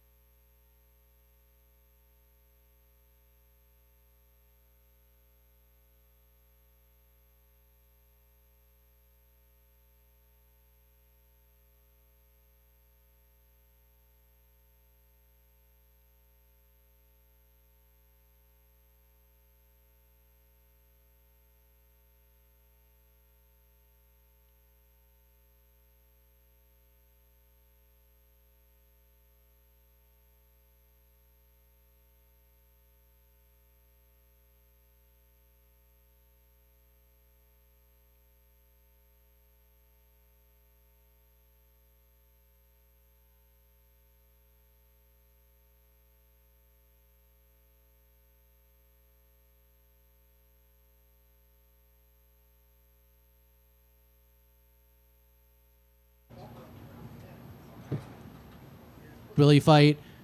What has this camp been like, and what has this week been like getting ready to take part in this massive event? Yeah, camp's been good. Like always, my first 3-round fight since Frankie Edgar. So that was a little bit different. But yeah, that preparation was kind of a little bit harder than normal just because the pace is a little bit higher. I started a new gym called Tiger Beetle Martial Arts in Centennial. And our cage in there is just a lot smaller, so we're like fighting like the entire rounds or whatever. But yeah, this is cool to fight on this card. There's a ton of people here. That's not normal, so that's cool. You and Mario have obviously fought before, but I know you've done some media heading into this fight saying that this doesn't feel like your quintessential rematch. Can you sort of expound on that? Like, I know the circumstances were a little weird, but Mario considers this a rematch. Feels like the fight happened and kind of carries that chip on his shoulder. Why do you feel that way? Yeah, I mean, outside of Mario, I know having a chip on his shoulder and him probably really wanting this one, which has been something in my mind the entire time that I've been training. It doesn't really feel like a rematch. My memory is about a month long, so anything that happened more than like a month ago might as well have been lifetimes ago. So, yeah, I mean, and I also didn't lose, so he definitely has a chip on his shoulder. He probably thought about, you know, that fight way more than I did in this one, which, you know, could benefit him, but also could not. Were you surprised that this is the direction they went? Like, I know the last time I spoke to you, there were some other options presented to you, and they kind of changed direction. Were you surprised that Mario was the name in the long run? I knew when O'Malley's Zahabi got announced that they were going to do me and Mario just because at the time there was no one else booked. That's the fight that made the most sense. I also think that Mario's like proven himself in the sport really well, so he definitely gets a shot at, you know, one of the top guys. And yeah, so I saw it coming once those fights got announced. Sean had the big win at the White House. I know you wanted to fight him on that card, but is there a part of you, because you've been calling for this one for so long and the fans have been clamoring for it for so long, but is there a part of you that kind of has to let that go a little bit, or do you still feel like that fight's realistic right now? I mean, I think that more than anything, that's just the fight that the fans want to see the most. So, I mean, outside that, it's just a talking point that I have to have an opinion about. You know, like if Sean ever fights me or doesn't, you know, like it's I want to fight him because I think he's good and I think he's one of the top guys. But no, like it's the fight that the fans are asking for the most. That's why I want it. And then last thing for me, big main event. We got Conor McGregor returning against Max Holloway. How do you see that fight going down? I didn't want to make it I like both of them. I like both of them a lot. I think Max will probably win just because I think that the conditioning is going to be a big deal, and then not fighting for so long is going to be a big deal. But I'm really grateful that I'm on a Conor McGregor card and get to be the featured bout on it. Like, that's really freaking cool. I haven't thought about it too much just because obviously I'm focused on getting the win and stuff, but I think after this one, this will be a really sweet win, you know, and I'm pumped that a bunch of people get to watch me fight because that's what the fuck I came here to do, you know, so. Cory in the middle right here. You mentioned the new gym. It sounds like things are going really well. How different has camp been being a gym owner now and having to deal with that going into this big fight? I'm kind of a gym owner. You know, my business partner, Carrington Banks, who's also my wrestling coach, is more the guy that runs everything, so I don't want to take responsibility for any of that because he's been doing a really good job with all of that. But having my own gym is great. We get to kind of set the culture and make the rules and stuff, which is a really big deal when you're on any type of team. We're crushing right now with how many people I think are having a really good time at our gym and loving it and the memberships and all of that stuff. So we're in Centennial, Colorado, if you want to check us out, Tiger Beetle Martial Arts. How much did you take away from some of the coaches you've worked with in the past in building this gym? You've worked with Trevor Whitman. There's so many great coaches that have, you know, been there throughout your career. How much did you kind of take from them when opening this gym? Yeah, I've been blessed to obviously be around a lot of really good teams. You know, Grudge, High Altitude, Easton's, like a lot of really, really good teams in Colorado there. So, yeah, I mean, I just had a lot of really good instruction. You know, like I'm not, I don't think that I'm self-made or anything like that. Like I had a lot of people help me on the way, and definitely has helped with like the business side and the teaching part of coaching too. I know you and Brandon Royval have been training together for the last year and a bit, and he's also on this card. How cool is that both of you get to go out there and as someone who's trained with him? Yeah, Brandon's awesome. I'm really glad that he got to, you know, be a part of everything that we're doing over there or decided to be a part of it. One, the guy's really good. Two, like, you don't get more conditioning rounds than against Brandon. Like, that dude it's crazy the pace that he can keep for, like, multiple rounds. Super hard to deal with. Like, Brandon's kind of, he's got a lot of skills, but when you watch him versus when you feel him and, you know, like you're fighting against him in a round, it's like way different. Not that he's not impressive, you know, aesthetically, like watching, but when you're going with him, it's like, whoa, how can this guy keep that pace, you know? Are you surprised to see him as the underdog this weekend? I don't know if you look at odds or not. I didn't look at odds. I was a little bit curious, but yeah, I don't know. I don't think about the odds a ton. I feel like that part of my brain, I just blacked out, you know, just don't think about that. Yeah, and just last one for me. They just announced a fight just about a week ago. Looks like Umar is going to be fighting Song Yadong now. Just your thoughts on that fight and how you think that one plays out. Yeah, that's great. Honestly, man, you got to give Umar like a lot of credit because Umar stays super busy. You know, like he doesn't have to fight Song. You know, if Merab wins, I think that Umar probably has one of the better arguments to fight against Merab, and he's not going to sit on the bench and wait like some people. And you know, like good for Umar for just being like a fighter's fighter. Like that's cool. Song's a really good fighter too. I'm curious to see how that one goes. I think that the wrestling might be a little bit, I don't know, it might be a little bit too much for Song. And it's a 5-round fight too, and Song kind of wears as the fight goes on. So I probably have Umar winning. Cory, front right here. To kind of go back to preparing for a 3-round fight now, I know physically it's going to be different because it's kind of a sprint, but like mentally when you're in the fight, often the 3rd round is the turning point. Halfway through the 2nd round, the fight's almost over. So I guess what is it like mentally kind of knowing that this is like 2nd round, only one fight left, only 1 round left now? Yeah, I mean, I think that that's probably how Mario's going to view it, is it's like a sprint, but I'm still going to do my same shit that I do in all of my fights. I feel like I don't really think of pace. I think of like who's winning, you know, every like 10-second interval or whatever, you know, but no, my plan is to just be the best me, whether it's 5-round fights, 3-round fights. But that being said, my best rounds, I think, are usually my earlier rounds. And that's going to be hard for Mario to deal with. And then just last one. I don't know if you saw, and Mario took a bit of exception to it. Nothing you did, but the UFC posted your submission over him and tagged him in it. And he was like, why would you tag me in this? So I guess what would it be like for you if the UFC tagged you in like one of your losses like that? If the UFC did that, I don't know. Who cares, man? Who cares? cares about social media? Fuck social media. No, I'm just kidding. Hi, Cory. Here. Hey. Mario Bautista comes with a hype, but do you think there's a significant difference in the level of opponents that you both have faced? Yeah, definitely. I mean, I think Mario actually has a decent amount of fights in the UFC. Mine have been like title fights, a lot of challenger fights, and you know, definitely. I mean, by far, I've had the way tougher opponents than Mario. And also, we have seen a comedic side of yours in social media, which honestly I find pretty funny. Thanks. Does that help you de-stress and manage the pressure of fighting? No, not really. I do that because, like, if I'm gonna have to have a social media presence, I'm gonna do it like in a non-douchebag way, and that's my way of doing it. So, but I am still a douchebag. I just don't let people know. Cory, one here back to the left, all the way far back here. Okay, hey. You have one of the most creative styles in all of MMA. How do you stay unpredictable while using that creativity and not coming at a cost to your efficiency? Yeah. I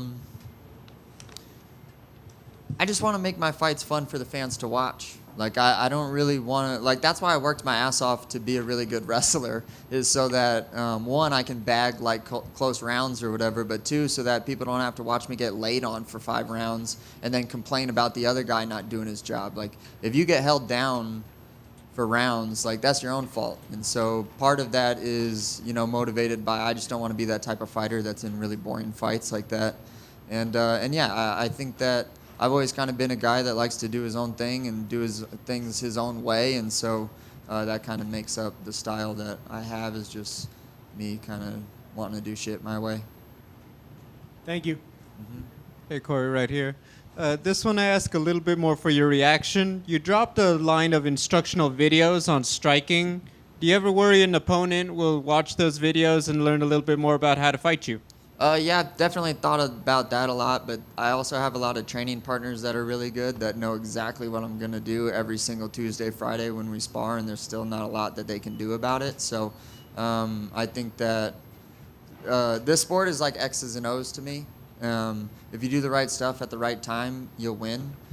There's also like a component of like mental and fighting with spirit and all of that stuff or whatever, but if I do the right stuff at the right time, whether you know the rules of math, doesn't really matter. It's still going to be the same answer. Love it. Thank you.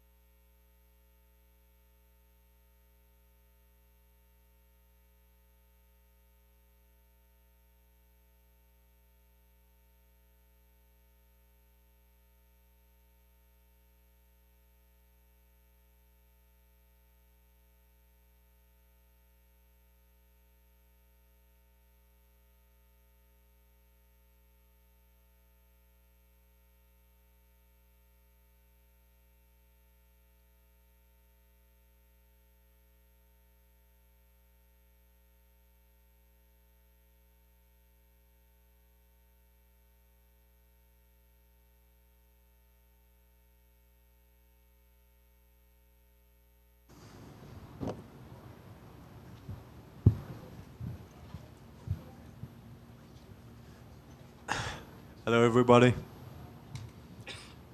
Benoit back here. You get the big fight with Paddy Pimblett here on a Conor McGregor card. What is this like for you? This is a big opportunity. Yeah, it's an honor and a privilege to be here on such a huge card, and of course it's a huge fight. I'm fully concentrated of what I have to do, and deliver you a fight of the night performance. Were you surprised that Paddy Pimblett was the name given to you? Not too much, you know. There was, I do believe, I put myself in being in small group conversations, and he was part of it. So it's a huge fight, and I'm not underestimating him. You obviously were given a big opportunity a few years back against Dustin Poirier, and you know you've gone through some low times, but you've come through, and you're on a run right now. Is this a bigger fight right now, fighting Paddy Pimblett, or do you feel like the Dustin Poirier was a bigger fight at the time? It's a very tough game to have the same opportunity. You need to win a lot, so this is what I have been doing. The game is this way. You have to win as much as possible, the most impressive way possible.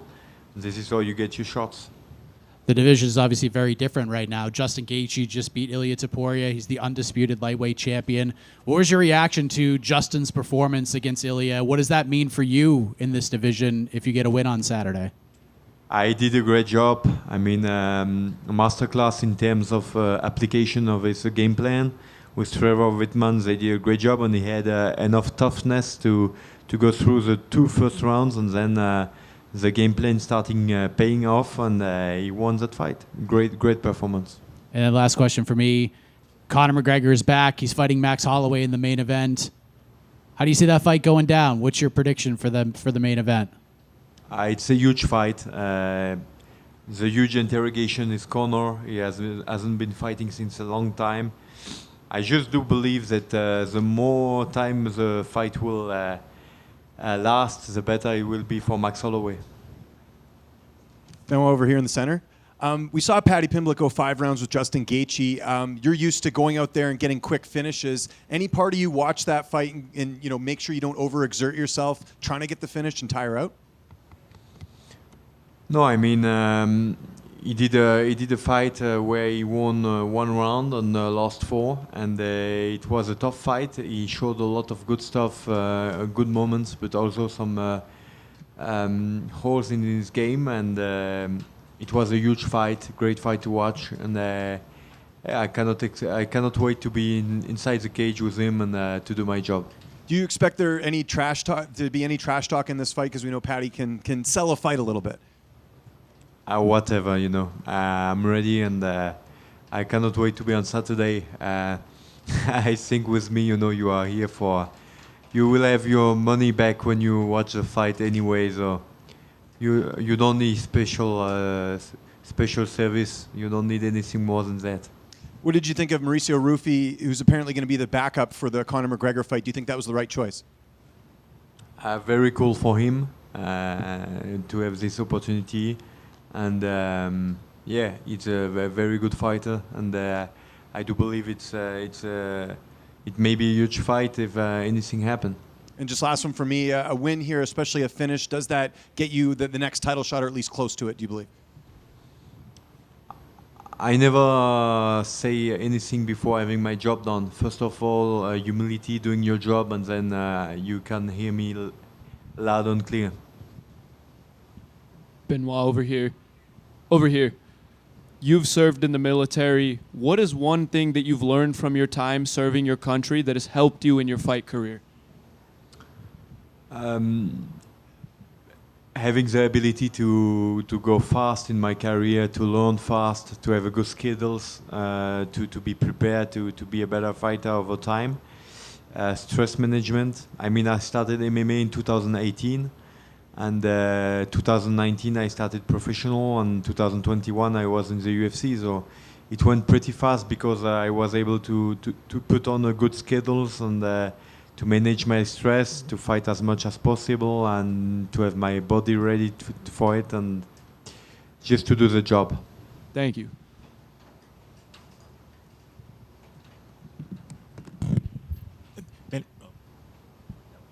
Benoit, you mentioned there that you see several deficiencies in Paddy's game. What are those deficiencies or the glaring ones that you see? I will not go into details, but I mean, I think if I do my job correctly, you will see them on Saturday night. Thank you. Benoit right here, just one. Benoit, not many fighters can say that they're called upon by the UFC to be in a big fight in Canada and then also in France. And then obviously you have a big opportunity. What does it mean to you that the promotion sees you as somebody that they can rely on and can count on to have these big fights and that will excite the crowd in many places around the world? I'm really blessed and happy about it. I'm trying my best to be to enjoy being a warrior. This is my philosophy. I want to fight as much as possible, to win as much as possible, and to get closer and closer to my ultimate goal, being the champion. And this is what I do, and the opportunity that is giving me the UFC as well. And I do my best to give them the best performance possible every time. Thank you. Benoît, je suis ici pour la France. Cette rivalité un peu historique entre la France et l'Angleterre, là, c'est quelque chose qu'on retrouve dans la cage. Il y en a beaucoup qui font l'allusion au crunch. Est-ce que c'est quelque chose, toi, à laquelle tu fais attention? Oui, je pense que pour le public, ça rajoute un petit peu d'enjeu. J'ai la chance d'être vachement suivi par la communauté rugby parce que c'est un sport qui me tient à cœur et auquel j'assiste régulièrement. Et France-Angleterre, c'est un gros match, donc je pense que ça rajoute toujours un petit peu de piment. Juste ici, Benoît. Justement, Paddy a dit que lui, ça lui mettait pas plus d'enjeu, cette rivalité France-Angleterre. De ton côté, ça donne une motivation supplémentaire? Ouais, je pense que c'est surtout ultra cool pour le public. Ça a ce côté un petit peu historique et cette rivalité historique qui est cool. Mais maintenant, ouais, clairement, je suis concentré sur mon combat et j'ai pas besoin de motivation supplémentaire pour faire mon travail samedi soir. Deux autres questions par rapport à la France. Il y a aussi l'équipe de France de football qui joue demain. Est-ce que tu vas regarder ça et est-ce que tu es content justement d'être aux États-Unis dans cette même semaine, cet événement? Et déjà, je te laisse répondre à ça. Oui, je suis très content de pouvoir assister au match France-Maroc. Je pense qu'on a toutes nos chances dans ce match. Ça va être un match difficile mais qui sera ouvert, je pense, et j'espère que la France va l'emporter. I switch in English for the last one. Paddy just said that you're open everywhere and you want to capitalize on your aggressiveness. Do you have an answer to that? Because for the last year, you're known for the good game plan. You got into the fight. So will we see the Benoit that Paddy expect to see in the cage? All I can say is may the better fighter win, and whoever will impose his will get that fight in his hands. Last one for me. Do you have eyes on the prize for the next step? For example, if you win, a lot of people talk about belts, but if, for example, Conor or Max win as well, do you have eyes on this fight as well? So, for example, my question is simple. If you got the opportunity to fight Conor, but without a belt, or Justin for the belt, what will be your choice? I mean, I would do whatever the UFC is giving me, the opportunities they are giving me. He's a huge legend of the sports, and if he beats Max, he just shows that he's still at a very high level, sportively spoken as well. So it will be an interesting fight as well. So is Max. All those guys, I have a lot of respect for them. So building your legacy is not about how many times you win. It's about who you wins against. I do really believe that, and that's something people forget sometimes. It's not about how many times you win, it's about who you do that. And as a fan of the sports, what's it feel to be on the Conor card for you? Last for me. It feels great, and like I said, an honor and a blessing to be here, and I'm happy to be able to showcase my skills Saturday night here in Las Vegas. Et Benoît, en français, tu en as parlé un peu plus tôt là dans le Mediadem, mais comme ça en français, quand tu as vu le combat de Topuria contre Gaethje, qu'est-ce que tu en as pensé et qu'est-ce que tu as fait? On sait que tu adores ce genre de guerre, toi-même tu as un peu le sourire aux lèvres en parlant du fait que potentiellement tu peux y participer. Qu'est-ce que tu as pensé de ce combat techniquement et en tant que juste combat, en tant que fan du sport? Je pense que Gagey il a eu la capacité, malgré les difficultés qui lui ont été proposées par Ilia, de rester concentré sur son game plan et de l'appliquer de A à Z, et c'est ça qui lui a fait remporter le combat. Donc malgré un deuxième round très compliqué, il a réussi à rester focus sur ce qu'il avait à faire, et ce qui, avec le temps, a payé très fort pour lui. Est-ce que tu es impressionné, même si on le savait, par la dureté de Gagey? Non, j'ai toujours vu que c'était un gars qui était dur. Il l'a montré plusieurs fois avant, donc c'est pas ça, mais plus la capacité à rester intelligent et focus malgré la dureté du combat. Ça, ça montre qu'il est lucide dans des états de fatigue importants. C'est ça qui est dur. And last one for me in French also. Et là, le fait de voir ce combat-là, Gagey Topuria, ça l'a rendu humain Topuria. Est-ce que ça te rend encore plus confiant du fait que là, le titre est vraiment proche et tout le monde peut l'avoir, quoi? Tu sais, c'est un sport d'humain, on est tous humains, donc tout le monde peut être battu et battre son adversaire. C'est ce qui rend ce sport excitant. Je suis excité, quoi qu'il arrive, par mon opposition, et je suis prêt au combat. Thank you all.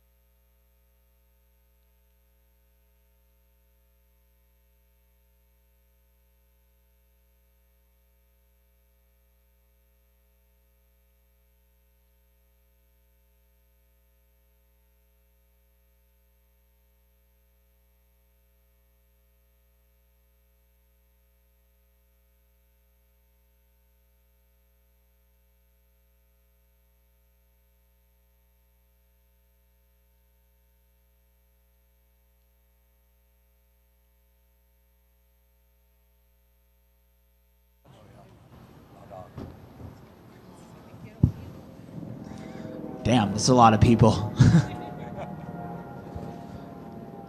What's up? Brandon back here. How you How's it doing, going? bud? I'm doing good, man. Obviously, there are a lot of people here. That's the Conor McGregor factor. What is it like being in this room, International Fight Week, preparing for a big fight, and the return of Conor McGregor headlining this card? I mean, I've been kind of like in my own secluded area at the Airbnb, so I didn't really expect walking in all this. So I'm taking it as it is going right now, I guess.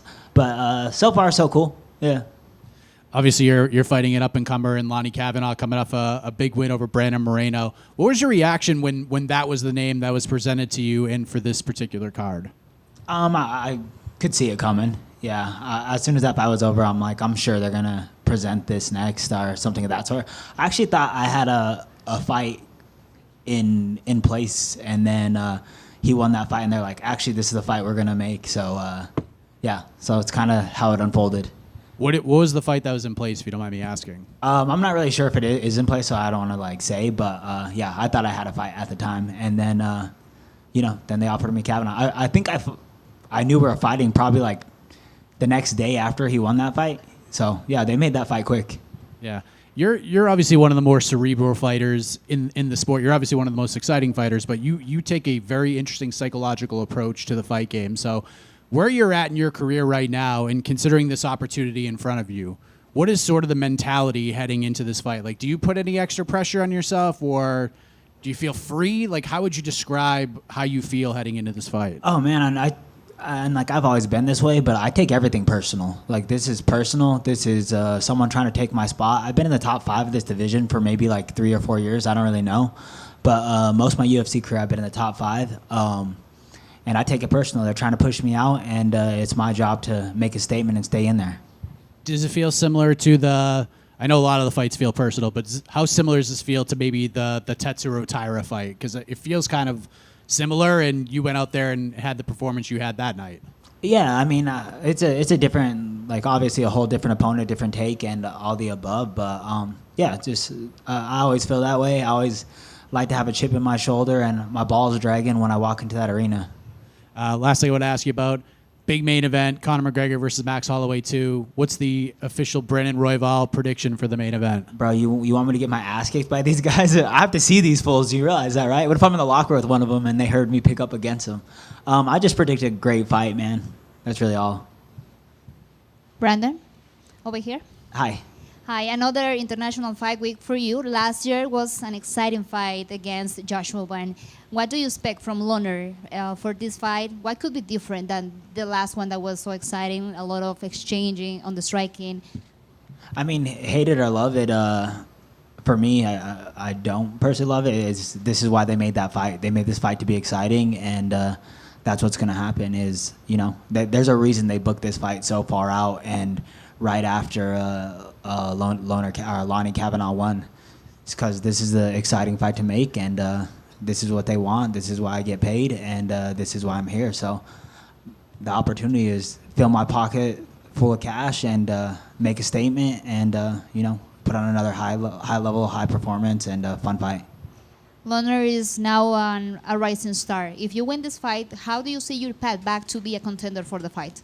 Yeah, I mean, just one step in the right direction, right? It's always that. It's just, you know, you can't look too far forward, can't look too far backwards. It's just one step in the right direction, and hopefully get another big one right after that. Thank you. Thank you. Right here, Brandon. How's What it up, going? dude? Hey, how you doing?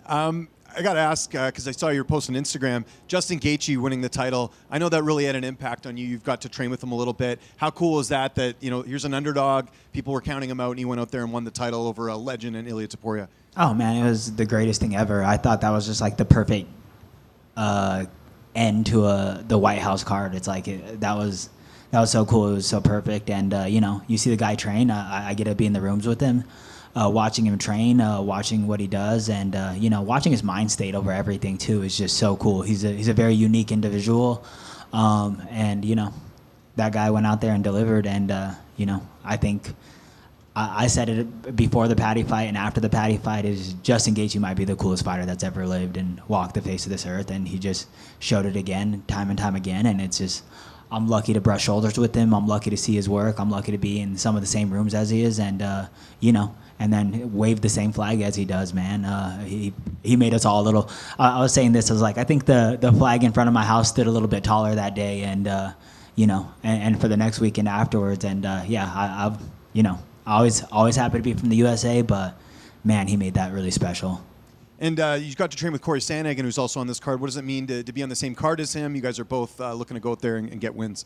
Oh, I feel like it adds a little bit more pressure in the sense of, like, I want to hype him up before the fight too. And you know, obviously Cory's his own individual and he's going to do great out there. But like, I think that's like, it's more motivation to go out there, make a statement, go, you know, put the wind under his sails a little bit right before he walks out, and like, you know, Mile High Militia in this motherfucker, bro. I want back-to-back wins in Denver, and you know, make it happen. Are you surprised to be the underdog in this fight?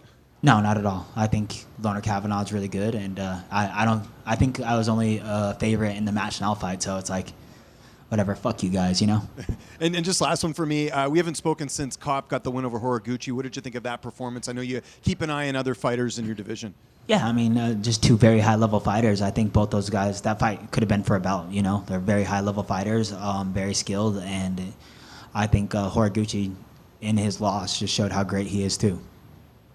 Hi, Brandon. Over here.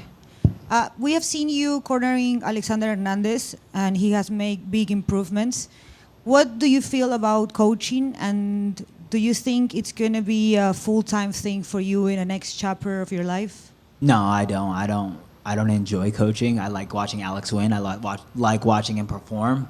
I feel bad because I ditched him while he was in the shower. He was supposed to be here today, but we had to take off. I don't want to be late to this. But no, man, it's motivational. It's cool and all the above. But as far as a coach goes, man, I've coached pretty much most of my life, and I don't know. I can't see me doing that forever. I think it takes a lot. It's a hard job. It's a thankless job, and forever grateful for the coaches I have around me. But never really wanted to be a gym owner. Thank you. Thank you. Rodog. Hi. Last time you were on a 2-fight losing streak, you went on to fight for the title. Do you kind of see that a path this way if you get a win over Lonnie? Yeah, my plan's always about. My plan's to go take out everybody. I know, especially at the top of the sport or even just the flyweight division by itself, everybody's so good. This is the peak of the flyweight division, I think, and anybody could be anybody on any given day, and I thoroughly know I could beat all the guys I lost to, and I could lose to anybody any given day too. It's just it's a hard sport, and when you're at the highest level with, I think, one of the most all-around skilled fighters there, fight weight classes there is, it's any given day. I prepared hard for this fight. I prepared smart for this fight, and I believe I did everything I did to win this fight and beat Lonnie Kavanagh.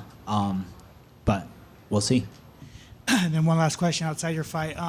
With Josh Fan and Pantoja most likely fighting next, who do you think that wins that rematch? Oh, bro, I don't know. I really don't know. I think, once again, it's just any given day. It's Joshua Van, obviously, way slicker of a striker and super cool in his own right.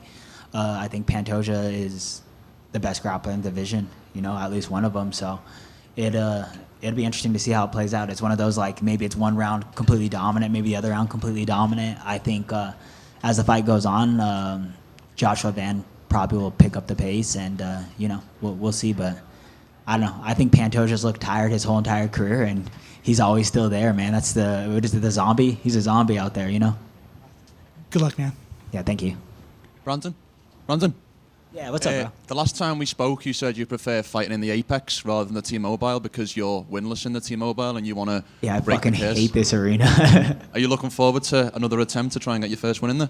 Yeah, for sure. And I mean, it is what it is. I don't believe in like anything superstitious or anything, but fuck this arena personally. I wish it was any other arena, but yeah, I'm just happy to kind of be here, and be not at the New York is another thing I don't like.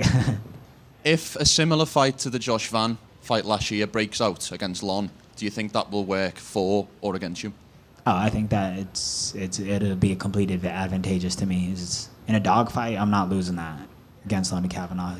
There's Joshua Van brings like a very unique, not unique, but I just don't think he loses his cool ever. I think he stays calm. I think he's very calm under pressure and under fire and all the above, and that's what's making him a champion right now. We'll see if Lonnie Kavanagh does the same. Best of luck. Thank you, brother.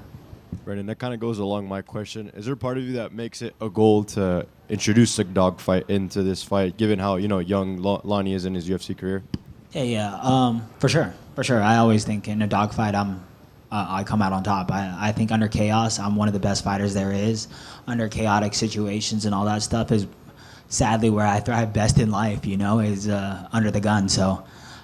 Yeah, of course. Yeah, I'm down to bring it there. I'm down to make this a dirty fight. I'm down to make this fight of the night, fight of the year, whatever it is. I want it. I want that smoke, and and I prepared for that. I prepared for a hard fight, and we'll try to make it that.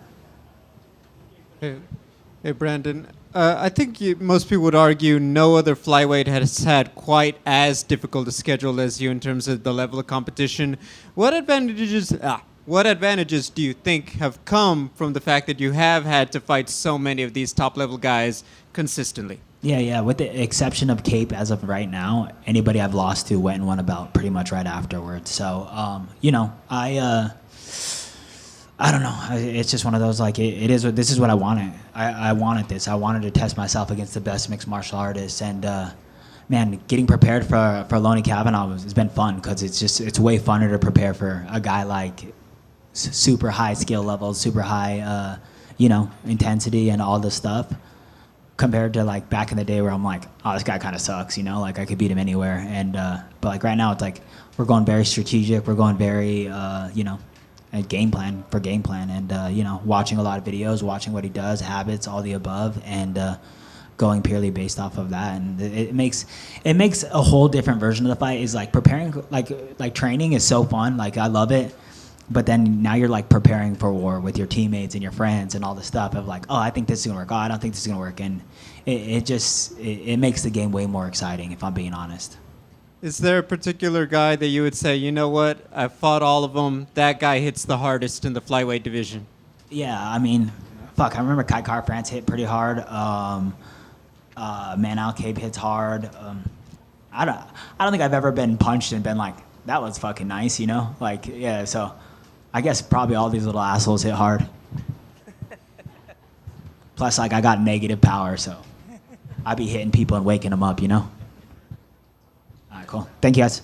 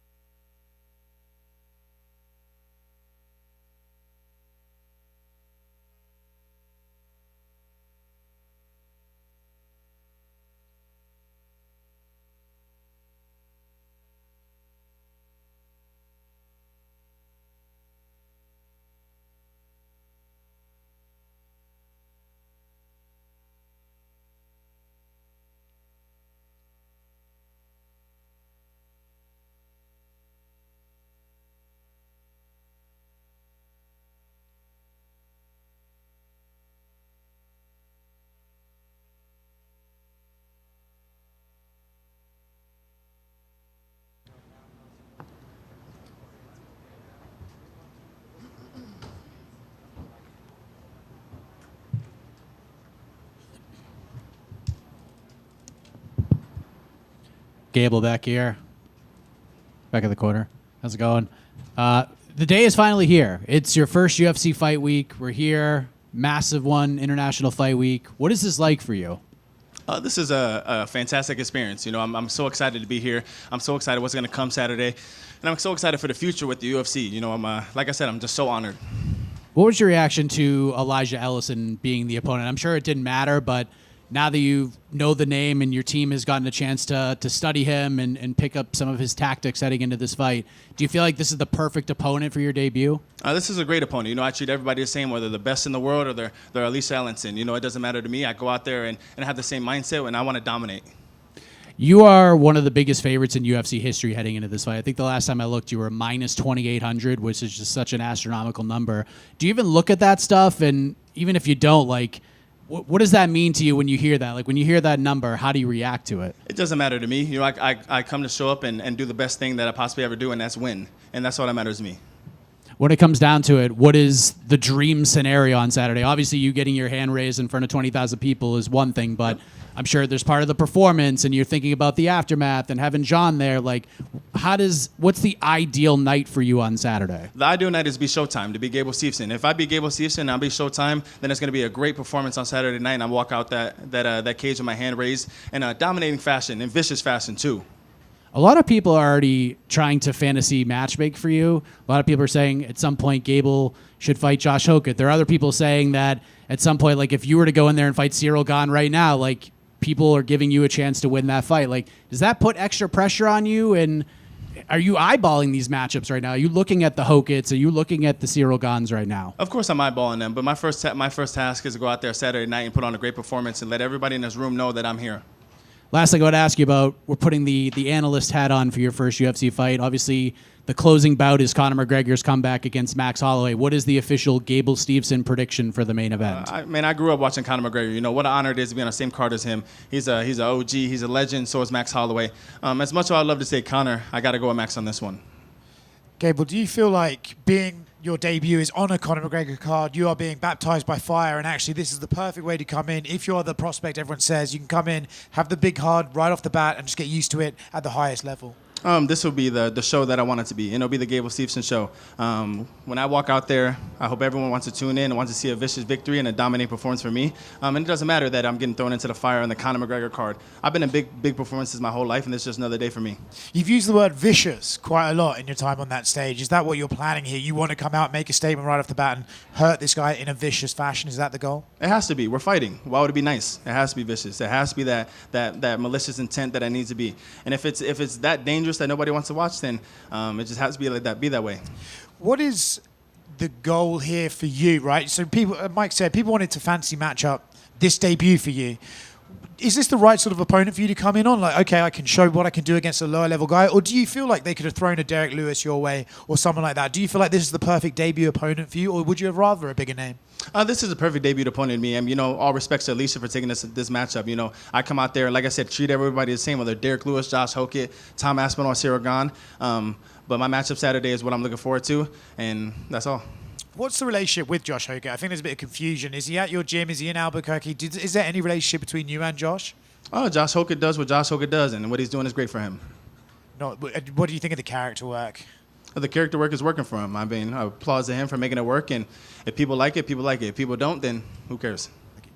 Okay, well, we've seen you in the WWE on the Buffalo Bills roster. Even was there any part of you at one point that said, this move may have to take, a back seat, or was this always a plan to kind of dip your feet in everything and make this the priority later on? This was always the plan. I should have probably started with this plan at first, but things happen. You end up in certain spots, and like I mentioned before, you get some hiccups, and you got to work your way out of them. But I'm so glad to be here now. I'm so happy to be here now, and it's a great opportunity for me Saturday to go out there and win. Yeah, and this division often gets, criticized by people from the outside. So what do you think you bring to the table that, people will change their outlook on? Just a new face, new speed, new power, new technique, a new person at heavyweight that can be a great winner and a great achiever, and that's what I plan on being. Hey, Gable, what's one thing that surprised you in your couple of MMA fights that you've had so far? What surprised me is, just guys come out there and win. You got to take their will. The most surprising thing about that is, it just has to happen to them in any certain way. They want to win, they want to feed their families, but I got some people to feed too, and they need to be fed. I know your coaches are pretty high profile now, but going back to Apple Valley High School all the way through Coach Egham at the U of M, Can you talk a little bit about how they've helped you through the journey and just kind of reflecting on everything through the Olympics leading up to this moment right here in Vegas? Yeah, I started out at Apple Valley, a 5-time state finalist, a 4-time state champion, now a 2-time national champion at Minnesota, 2-time Dan Hodge Trophy winner. For anyone that doesn't know who that is and does not recognize about wrestling, the Dan Hodge Trophy winner is like the Heisman Trophy of football. I won that twice, and no other heavyweight has ever done that in the history books, and maybe might not ever do it ever again. But just an honor to be a part of so many great people. I got a lot of great people with me here. It's just it's so cool to have the opportunity.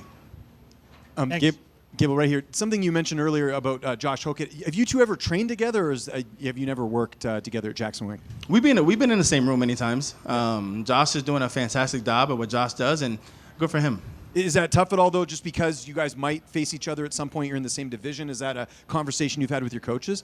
No, I mean, it's not tough for me to go against Josh Hokit. I honestly heard that Josh Hokit was going to go down to 205 from someone. So if he goes down, that'll be a great decision for him in the long run. Who did you get to work with as far as bodies in the gym for this camp? Many great people.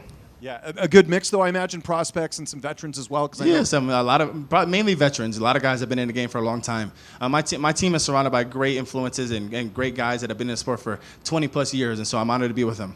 How much input does John have with the camp? Because obviously you want to rely on him, I'm sure, just with his experience and what he's achieved in the sport. How much is he playing a hand in what you do with, your fight camps and everything? John has a major influence on our camp, but Greg Jackson, Brandon Gibson, and John Jones have the same voice in this. Yeah, that makes sense. And just last one for me. You look at the heavyweight division right now. You're probably one of the youngest fighters on the roster. Like, do you see the potential of moving up here pretty quickly, just because heavyweight does look pretty wide open? Yeah, it is a pretty wide open division, but I'm focused on Saturday. I'm focused on one day at a time. I know what's going to come Saturday. I know what's going to happen after, and I'll be ready for that moment.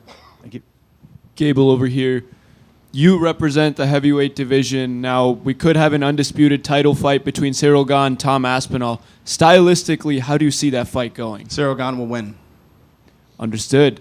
And let me ask you something. You represent University of Minnesota. You got so many members of that university cheering you on. How important is it for you to put on a good show and shine more light on that school? It's so important to be a part of the University of Minnesota. They've changed my lives, and hopefully I've changed many people in that school lives also. Like I said, my main job is to focus on the team that I have now with Greg, Brandon, John Jones, and so many other guys that are here to the left of me.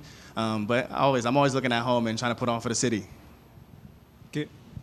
Gable, you mentioned you're here now where you're supposed to be, but you did have those kind of detours. What did you learn from maybe those experiences that you might be able to take going forward? I think just believe in yourself. Believe in yourself wholeheartedly.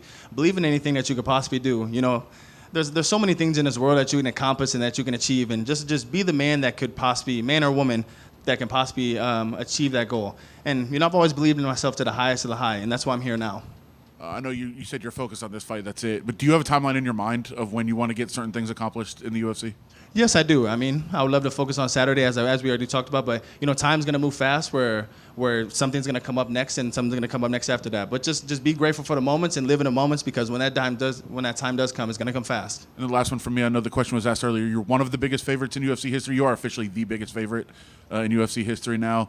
I guess do you kind of take that as respect, or is it almost, you do have almost everything to lose and nothing to gain almost from everybody expecting you to win the fight? Oh, I have everything to gain from this fight. I know what's going to happen. I've seen it in my eyes so many times. I've seen it in my thoughts. I've talked about it with the coaches. I've prepared for this moment for many, many months now. And I know what's going to happen Saturday. And if I know what's going to happen, it's going to be a great victory for us. Yep. Gable right here. You spoke very glowingly of your time working with the WWE. Just wondering, what did you take specifically from everything that they taught you that you think carries over to this other part that is a sport, but there is an entertainment aspect too? Yeah, there's always an entertainment aspect to everything, but this is a competitive sport that I'm so happy to be a part of. I'm so happy to be in the entertainment business also. But just it's an honor to be here. It was an honor to be in WWE also. It's always love with them. But I'm happy to move forward with my life. Cutting promos isn't for everybody, but not everyone gets the experience of obviously working in a place that, probably encourages the development of that. Have you thought about how much you would want to get on the mic if that opportunity presents itself? The mic doesn't matter. The mic makes money, but I think also big performances, big knockouts, big wins make money also, and that's what I plan on doing. If I can grab the mic and do that also, it's a double whammy then. Thank you. Gable, there's been this want for the next big American wrestler to come in and win UFC gold. Everyone thought Bo Nickal would be that guy, but it's taken a little bit slower. Are you going to be that guy to bring back American wrestling to the UFC? Of course I'm going to be that guy, and I think Bo Nickal has a great chance to be that guy also. Like I said, hiccups happen. I think Bo's still on a great fast track to be that person, but of course I will be. Gable, back here. Obviously, John is someone who you work with a lot, and I'm sure you train with John Jones. When you look at the division, obviously you've been around him and you've been in the gym with him, worked with him since that Stipe fight. Do you still think he's the best heavyweight in the world? Of course, by far. Obviously, aside from yourself, maybe, right? Yeah, I feel like a lot of people believe that. And if you don't believe it, you should watch all the tape on John Jones. When it comes to his involvement, you look at it in sport. A lot of the time, the great players, the great athletes, don't necessarily make that crossover into coaching and being a great coach. Do you believe it's possible that he could be as good of a coach as he was as a fighter? Yeah, I think he's so knowledgeable in this sport. He's a full-time mixed martial artist, and that's what he's kind of engraved into me. It's like I said, it's an honor to be a part of John Jones. It's an honor to be a part of the team that he had also, because he handed his team off to me, and it's just greatness is just waiting to happen. Yesterday, Conor McGregor is in the main event. He said that somehow he would find a way to beat John if they were to fight. What's your response to that assumption from Conor? I think Conor's a great talker and a great salesman, but that would never happen. Thank you. Thank you.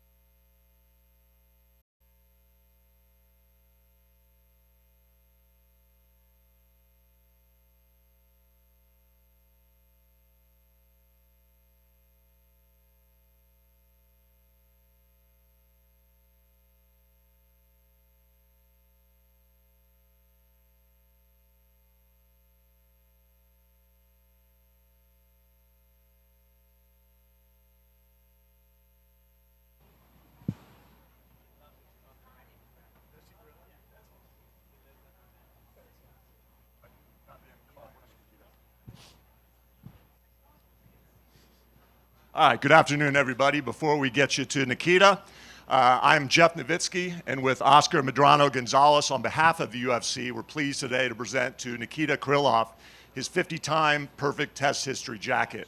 We were looking at the numbers this morning. Nikita is the 96th UFC athlete that has achieved this status, essentially 50 tests under the program, blemish-free, without issue. And whether this is the first one of these you've seen, or I know some of you in here, maybe not all 96, but close to it, the reason we do this is to thank these guys. Yes, they have to be compliant under the program, and there's repercussions if they're not, but that doesn't mean that a tremendous amount of hard work and dedication goes into that. Nikita's existence in the UFC predated the UFC program. He came to the UFC in 2013, took a little bit of time away, but when you add up the numbers and the years, he's been in the UFC about 10 years. Every single one of these days, he's had to make conscious decisions to stay compliant under the program. A, reporting where he's at so he can be located to be tested. B, maybe more importantly, everything he consumes, whether it's food, supplements, medications, he or his team have to check. And he's done it to perfection over those 10 years. So Nikita, on behalf of the UFC, on behalf of our dietary supplement partner, Thorne Nutrition, in a program known as Clean Fighters presented by Thorne, we are pleased to present you with your 50-time perfect test history jacket. Thank you for everything you've done to show you're a leader and a role model and to represent clean sport in the UFC. Appreciate it.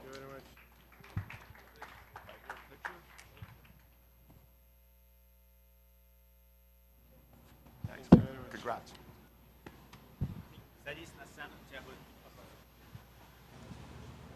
Let's give away some stage for asking questions.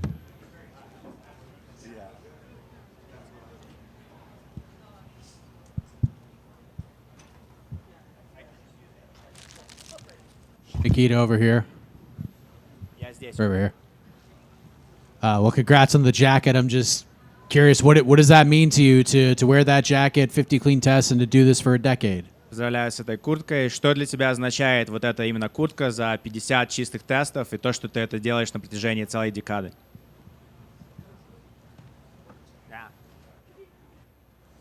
Вот сейчас.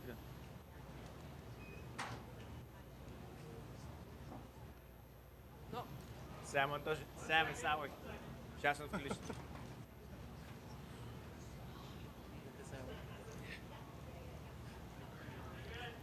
Здравствуйте.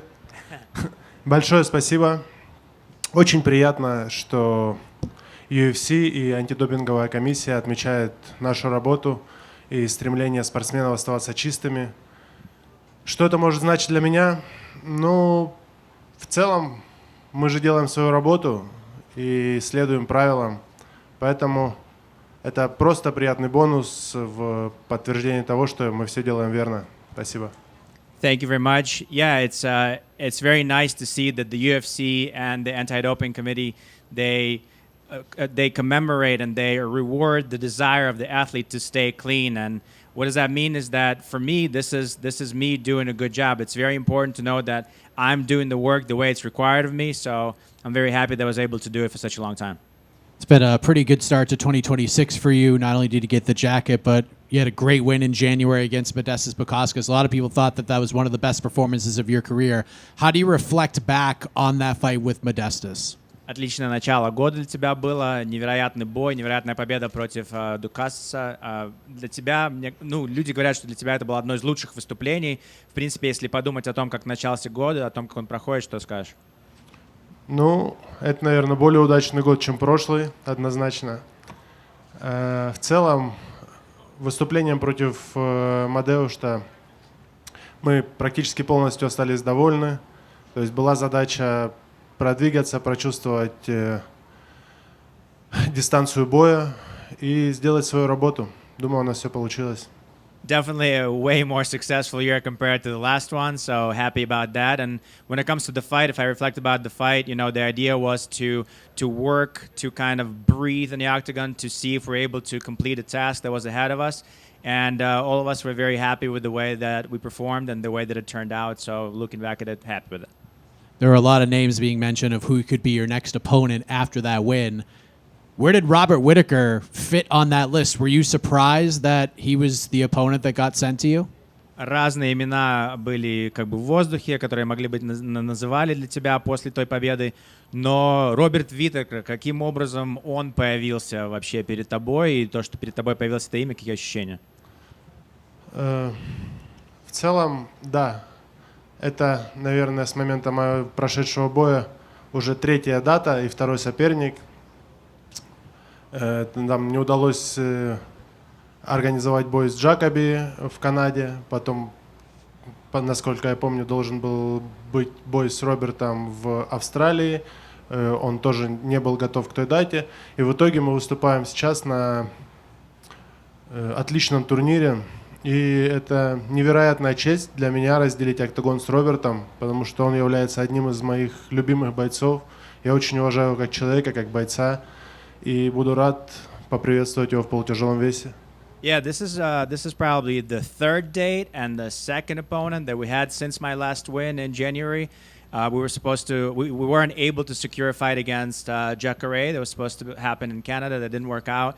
Then there was a date with Robert already in Australia. That didn't come out because he wasn't ready for that fight. And now we have this fight here. And to be honest, I very much am happy about Robert standing in front of me because he's one of my favorite fighters. And for me, it'll be a huge honor to share the octagon with such a legend as Robert Whittaker. And last question for me, following your fight, Conor McGregor is coming back to fight Max Holloway. Wanted to get your prediction for that fight. И после твоего боя, конечно же, главным событием на этом карде это будет Макгрегор против Холлоуэй. Есть ли у тебя предсказания, кто победит? У меня нет предсказаний. Я не могу болеть против Макса, потому что он входит в топ моих бойцов вместе с Робертом. Но также я очень воодушевлен возвращением Конора после 5-летнего простоя, после всего, что ему пришлось преодолеть. И это действительно замечательное событие, достойно главного боя вечера. Поэтому с нетерпением, как и все, жду этот бой. You know, I can't exactly root against Max because he's also in my top fighters that I like, including Robert, including Max. Those are my favorite fighters. So I can't root against him. But I have to say that I'm super excited about Conor coming back because to see him be back after 5 years, after all the adversity that he had to conquer in order to come back. And I have to say, you know, this is going to be an incredible event and this is going to be an incredible card altogether. So I'm really happy to be part of it. And I cannot wait until the fight like everybody else. Nikita right here. Just piggybacking off that, how excited are you to be a part of the same card as Conor McGregor? Насколько для тебя круто, что ты являешься частью того же карда, на котором будет сражаться Макгрегор? В целом, сложно преувеличить значение выступления на международной неделе, плюс в ивенте, где будет выступать и возвращаться Конор Макгрегор, также будет огромное количество выдающихся бойцов в нашем карде, поэтому мне очень приятно это в целом. Как бы глобально, наверное, не имеет значения, где ты выступаешь, на Fight Night или на номерном турнире, но когда тебя 2 раза подряд ставят на номерной турнир, то понимаешь, что организация ценит такие кадры. Yeah, you can't underestimate the importance of, first of all, performing during the International Fight Week. Then you got the return of the notorious Conor McGregor. You know, this is an incredible event. This is a huge thing. Obviously, it doesn't matter for us fighters where we fight, but the fact that they're giving you an opportunity to be on 2 numbered cards, especially on the card like this with Conor coming back, I'm very much honored and I'm very happy to be part of this. Who did you train with for this camp in preparation for Rob? How did training camp look going into this? С кем тренировался, с кем готовился непосредственно под Роберта и как прошел лагерь? Ну, это мой второй лагерь, который проходит в Республике Северная Осетия в клубе Алани Атлетик под руководством Шамиля Абдулаева. К слову, Шамиль Абдулаев один из самых выдающихся российских спортсменов вне UFC, я так считаю, и очень талантливый тренер. Плюс также с нами тренируется победитель Гран-при ПФЛ Шамиль Мусаев и много ребят, ушу-сандаисты, также наш главный тренер Шамиль Мусаев. У нас с ним подготовки наложились одну на одну, и поэтому дефицита в спарринг-партнерах не было. Все как могли старались, и я за это очень благодарен. This is the second camp that I'm doing in Northern Ossetia region with the head coach Shamil Musayev. He's one of the best fighters that I think, one of the best athletes, MMA fighters that are not in the UFC. So this is the second time we're training together. Also, we have lots of Kyokushin karate guys. We have lots of sparring partners. There's definitely no deficit of good sparring partners. Also, Shamil Musayev is somebody who's training there. So it's for us, this was a great camp, and we're really happy with the way it worked. And just last one for me, there's a really big fight coming up in your division in a few weeks between Magomed Ankalaev and Khalil Roundtree. I was just curious how you think that fight plays out in Abu Dhabi. В Абу-Даби бой Анкалаева против Раунтри. Как ты думаешь, пройдет бой? Ну, в последнее время Раунтри очень сильно поднабрал и повысил свой класс, как мне кажется. Но на мой взгляд, Анкалаев остается одним из самых жестких парней в нашем дивизионе. Я думаю, что он должен победить в этом бою. Но в целом буду с интересом наблюдать за этим противостоянием. You know, I think that lately Khalil Roundtree has really improved himself. He's got like way better, like levels higher. But I still consider Ankalaev being one of the toughest dudes in the entire division, and I'm expecting him to win the fight. But obviously, I'm going to be watching, and I'm interested to see how it goes. У меня тоже есть вопрос. Здравствуйте. Вы считаетесь одним из самых сильных бойцов своего дивизиона, и сегодня можно ли сказать, что вы сознательно идете на риск ради досрочной победы, или вы больше думаете о тактике сегодня? You're still one of the toughest fighters in the light heavyweight division, and can we say that you're willing to take risks and try to find an early stoppage or early finish, or are you more concerned about winning technically? Ну, я не могу сказать, что я иду на риск. У нас есть определенный план. Я сделаю все для того, чтобы его реализовать. Но бой с Робертом Whittacker'ом — это, наверное, один из таких боев мечты, если так можно сказать. Потому что это выдающийся боец, как я и говорил, очень мне нравится и очень мне импонирует. Поэтому, безусловно, я буду пытаться реализовать свою тактику. Но в бою может произойти все, что угодно. You know, I can't say that I'm going to be risking to find a finish or something. We have a specific idea, specific game plan that we're hoping to implement in the fight. But a fight against Robert Whittaker, like I said, this is probably a dream fight for me. He's a legend. He's somebody that I really respect. So we're gonna try and find a way to win this quick, or a way to find a win. But whatever happens in the fight, we'll see. One here in the back. Okay. Nikita, Robert's been in a lot of wars before. He's showed his durability. He's now moving up in weight. What do you feel is the most danger that he presents his game to you necessarily? Роберт прошел через много войн в октагоне. Он показал, что он очень выносливый, что он очень сильный. Как ты думаешь, что он принесет в октагон, чего тебе стоит опасаться от него? Ну, безусловно, у него выдающаяся карьера. Также я считаю, что у меня тоже было немало войн в октагоне. И в среднем дивизионе он был достаточно быстр. Я думаю, что и в полутяжелом его скорость сохранится. По крайней мере, все так считают. Поэтому его скорость может быть самой такой опасной чертой, на которую нужно обращать внимание. You know, obviously he had a legendary career, but I have to say that I also had one too many wars in the octagon as well. So, but I think that the one thing that everybody's talking about is his speed. He was very much a fast striker in middleweight division. They're saying that his speed is going to transfer to light heavyweight. So I think out of all the aspects that he's bringing to the octagon, I think the one thing I have to watch out is how speedy, how quick he is in his attacks. Thank you.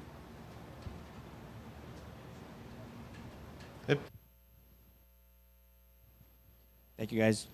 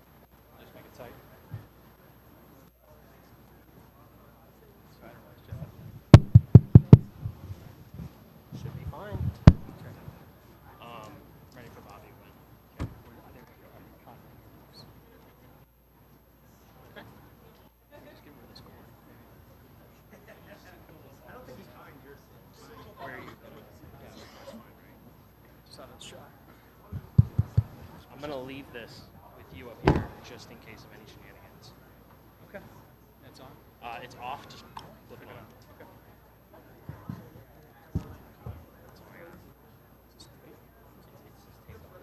That's how we get it black. I don't have any tape. Okay.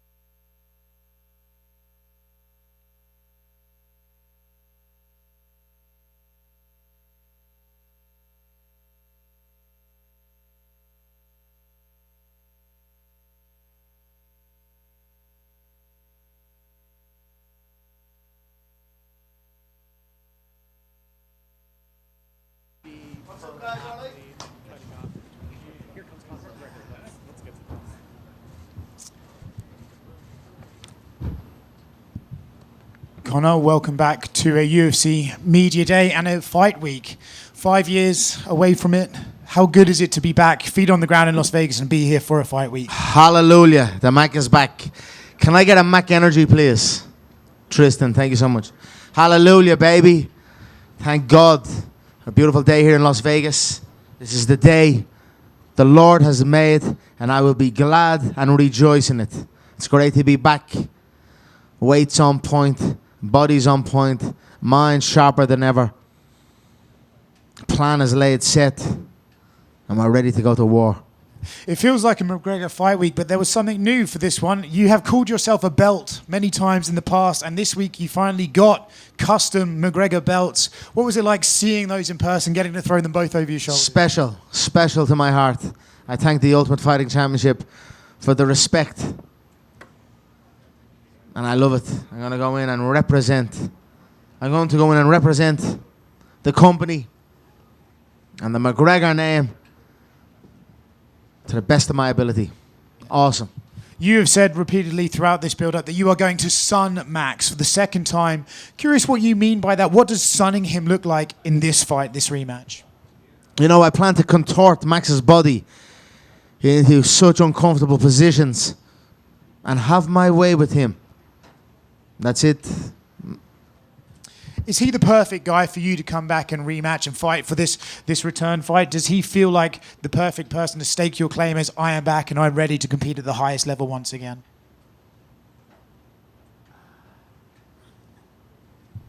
Max is a great dance partner, if you will, a great opponent. He's a deep body of work inside the octagon, fought many a man. It's a great opponent, a great event. Great fight week, great international fight week. I'm very, very happy here.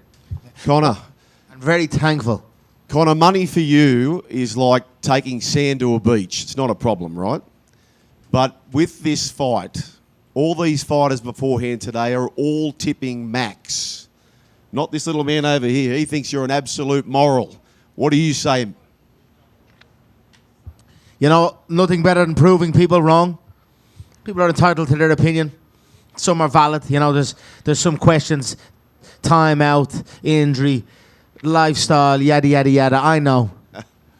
I know, and your boy knows there. Fair play to him. And there you go. Let's go. We're going to go in Saturday night and shut them all up again. You know, the business is on the rise. The money is coming in. So get into this game, baby. We're rocking and rolling. The Mac is back. Conor back here. Throughout your early part of your UFC run, and even 2016 was such a magical year, not just for you, but the sport, but you disrupted so much back then, and now you return 5 years later with the opportunity to disrupt everything again in multiple divisions. Do you feel that right now? Like, do you feel sort of that magic, almost like a... Shake up the game. Shake up the business, for sure. Prove myself to myself. I am who I say I am. I am that I am. I want to ask you one more question because you've been talking a lot about finding religion and putting yourself in this spiritual place. And normally it takes like a certain moment for that reflection to happen to kind of turn things around. Do you remember the moment where you felt like this is the need, like you had to get to the knees and rejoice and find that within yourself? Do you remember that moment where you kind of turned it all over? You know, you got to do deep internal work. It's not just like, it's many moments even, if you will. It's not just one, it's a whole sequence of events and almost divine coincidences that just cannot be anything but the higher power. And I connected to it. I am not my body. I am not my feelings. I am not my thoughts.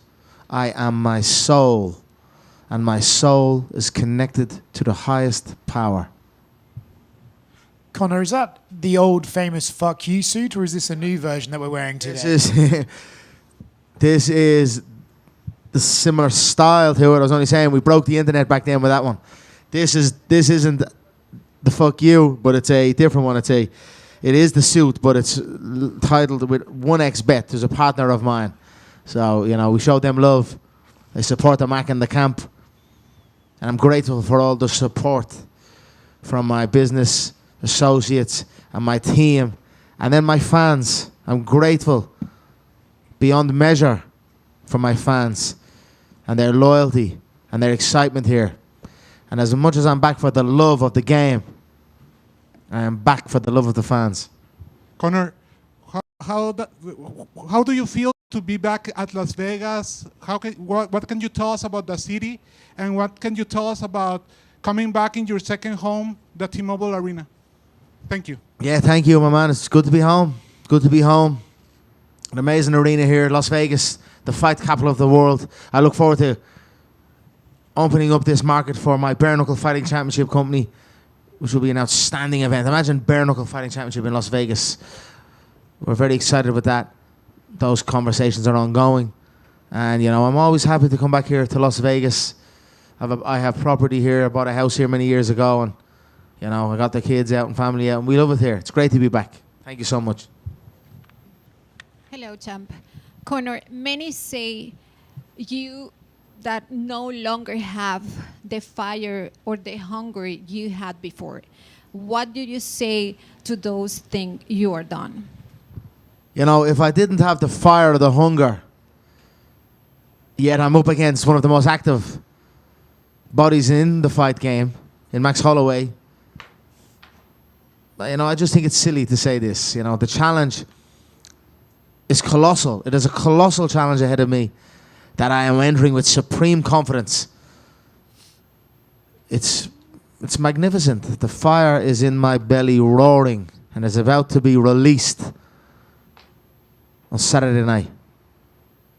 I've practiced abstaining also in this camp. It's the first time I've ever done it from any type of physical touch, if you will. And that's been intense. I'm excited to see what it brings on Saturday night. We're going to have a good night Saturday, all across the board. Thank you, champ. Conor, you mentioned you have been gone. Sorry, over here to your left. You mentioned you have been gone for a while, but the cultural relevance remains. Guys in the World Cup are still doing the strut. I mean, do you pay attention when guys are still doing things to pay tribute to you and honor you? And what does that mean to you that you've had this cultural relevance for? It's always great. It's always great when we have a little fresh one on Saturday night. We're gonna have fun with it. The game it's a fun business, ruthless business, but a fun business.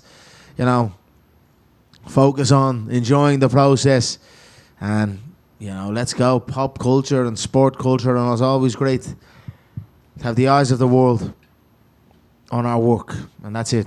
I'm thankful. You mentioned you understand that people could have doubts about you. Have you had doubts about yourself during this process? No, none. I outwork doubt. That's it.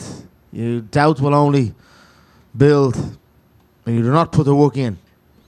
So I make sure and put the work in. Our preparation for this bout has been very, very meticulous. We have been very, if you will, secretive. Nothing has really come out on approach, on styles. There's a full-fledged mixed martial artist stepping inside that octagon on Saturday night, and I'm excited to show it. Last one for me. You very famously apologized to absolutely nobody in your career. Do you have doubts or do you have regrets, about like anything that's happened in your career or anything that you've done along the way? I'm thankful for the lessons I've learned. And my job is to honor the position God has put me in. And do not disrespect it. And that's where I'm at. I'm thankful for the lessons I have learned. And on I go. Conor, when I saw you in Saudi Arabia a couple of years ago at the Tyson Fury-Francis Ngannou fight, you were pretty frustrated and said you're being kept from your living. To be back here now, like sitting on that stage just days away, can any part of you be grateful to get those extra 2 years? Or like, how do you feel sitting up there right now? I don't want to get into this therapy vibe. It's a few tough years. There has been a few tough years. Thank you for reminding me of that, because that's giving me a nice feeling of, yes, I'm here. I am here now. It's been a tough one, But God works in mysterious ways. It is all as it should. So maybe it just wasn't meant to be at that time. And I'm happy how it has come about. Looking back and looking at how my preparation has gone, I'm thankful how it's gone. I'm well ready here. You know, if you think about it, I've been spent some time preparing for the stocky boxer wrestler, the athletic wrestler in Chandler, and then you go to a longer, rangy, more volume striker and Max. So I had to be very proper in my preparation. You know, I couldn't take that for granted. You're switching a completely different stylistic opponent. So, I put the work in, and the time has worked. I'm happy and thankful for how it has worked out. Max has said, that citing your quote, that it's not a win unless you finish the fight, and that you're, I guess, 0-0 going into that. Do you believe that you have a true win over this man, or are you looking at it as... Listen, I put my big Irish paws in his face. I sunned the boy. And, I faced a devastating injury. A career-ending injury happened to me in that bout that changed my entire approach to fighting. With the ACL tear and the meniscus tear. It was the first time I'd ever experienced something like that. So, listen, I beat him, and I'm going to beat him again on Saturday night for sure. Just last for me, 100 numbered UFC events before this was UFC 229, the biggest fight we've had in the history of the sport with you and Khabib. We're 100 events forward now. Is this in a better place? Like, how do you look at the sport now? Do you feel it can raise to that level again? Do you bring it to that level again? The economics, the finances of the company show. Last year, they got 1.4 billion in free cash floating around. I hope they've something spectacular for the fans. Big performances. I don't know. We should be doing something. We should be shocking the world and exciting the world with our events here, and I hope so. And I believe it will be that will be the case. Certainly, inside the octagon, I will do so. I will do my part, and the business is booming, my man. 7.7B in from Paramount showed this. We're going live on CBS, which I'm very thankful for the support of the Paramount family. And there you go, business is booming, baby. Conor, can you understand why some people feel you don't deserve this platform, given the court case 2 years ago? I'm an innocent man, and I'll stand for my innocence until the day I go out. And that is still a situation where I fight. There's a reason it didn't go where it went, and it went to a civil trial. It is what it is. It stings deep. I continue to fight.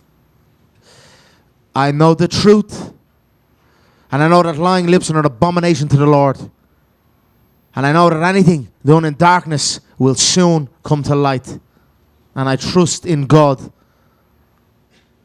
that it's coming. You best believe it's coming. And I look very, very forward to the day. Do you feel like you fell into the trap that so many fighters do with fame and money?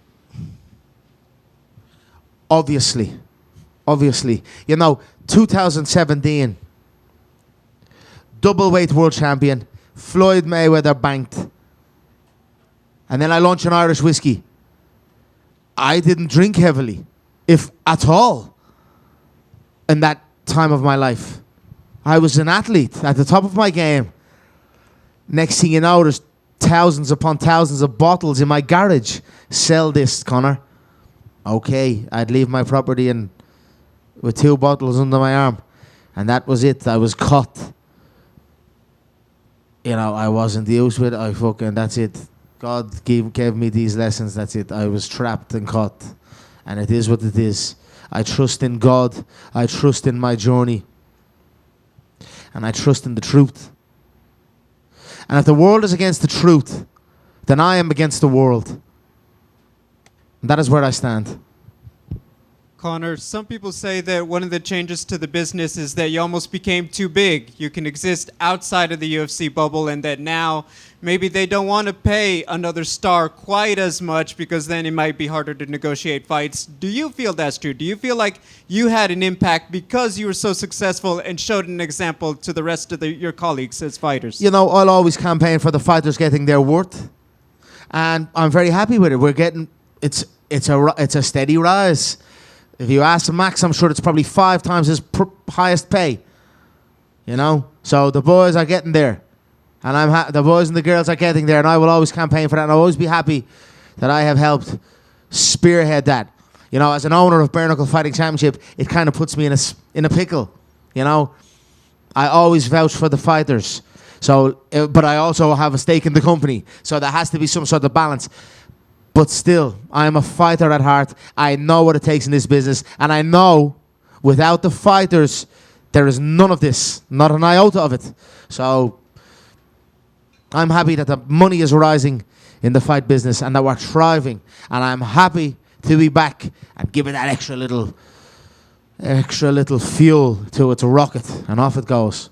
If you could be anonymous for one day, go somewhere and nobody recognized you, what would you do? Where would you go?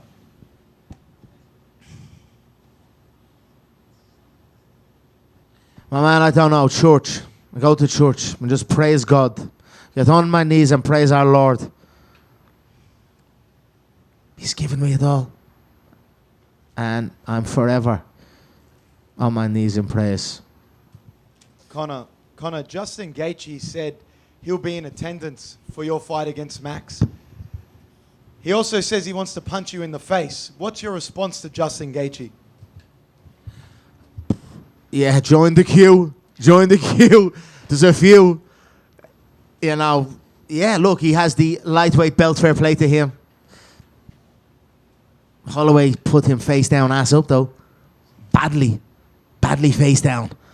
So, you know, I'm not even thinking of it at this time. But I got down to lightweight again. Also, is another thing I'm not so sure. I fancy the Triple Crown. So, less of the disrespect, you fucking bum. Now, Max Holloway has also been training with JDM, who's a welterweight himself. What are your thoughts on him choosing JDM as a training partner to emulate you?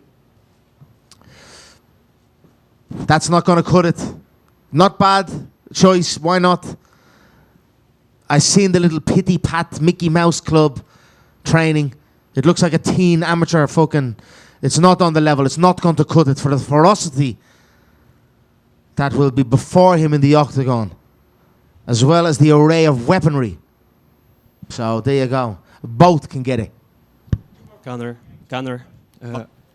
Conor, you said that you're ready to face the best fighters. So Shavkat Rakhmonov beat your fellow Irishman Ian Gary, considered as one of the most dangerous contenders in this division. So if things go your way, do you see that fight happening one day? And what do you think of him as a fighter? I know he had a heavy injury and he's building back from that, so I'll leave him to it. I don't really think anything of him at the minute. He's got a lot of work to do. What has he got to offer me? You know, the title, he would have to acquire the title for me to even consider. He's not a bad fighter. That's it. Conor, what sort of conversations do you think people will be having on Monday morning after your fight? The Mac is well and truly back. And that's it. The excitement is going to be off the charts on Saturday night. The performance is going to be off the charts. I have some shot selection here and some set of movements that I plan for this bout, and I'm excited to showcase it. Conor? Yeah? You have some of the wildest build-ups, pre-fight build-ups in UFC history, but things seem pretty cordial between you and Max. After the time away, is a calm build-up what you need, or do you prefer the chaos? It's pretty chaotic, all of it. You know, I am calm, I am centered for sure, probably more than I've ever been. And I'm very happy with that. I'm very happy with the work I have put into myself, with the people who have helped me. And I'm in a great space. Bring on the chaos, baby. I'm calm in the chaos, comfortable in the uncomfortable. Thank you. Ladies and gentlemen, this Mac energy is sensational. Yeah? This is going to blow this colossal... Yeah, I'll give it to you, Donna. This is going to blow this colossal industry wide open, this energy drink category. It's got loaded with ketones, BHB ketones, that I have patented. You people go into a ketogenic state, they starve and fast themselves to get this, what I've got in the can. And no other energy drink can have this. This baby is going to rocket ship to the moon. Try it and enjoy it, right? God bless you all. Donald, go ahead. Sorry, my man. Just a couple. I just wanted to ask you, does it upset, like obviously we've seen a bit on social media, like it's different in Ireland now, isn't it, than it was, you know, in the heyday. Does it upset you that that's the way that it is? And do you feel like you want to win back the Irish people and really have it be like it was, you know, a decade ago? I'm not here to win anyone back. I'm here to represent my country. What is taking place in Ireland is the saddest story in the West. It is a travesty what is taking place, that our borders are wide open and that the most violent cultures are just hoisted upon our people in our rural towns, and the crime that is taking place is showing it. And if God wills it, I'll do it and I'll step in. And that's it. I hope so. It is what it is. The way people can feed into the propaganda or the, you know, the lies that are pushed to the people. It is what it is. It's sad, and it is the saddest story of the West, in my opinion, as Ireland does not deserve this. Our history deserves a better future, and I pray to our God that it is coming. And also there was a story a couple of years ago, I wanted to clear it up because you're finally on the card together, you and Paddy Pimblett. What did actually happen that night in Liverpool where supposedly you were at his house or something? Or Nonsense. is that so? It didn't happen? No. Thank you very much. Thank you. God bless. Thank you so much all. Thank you all.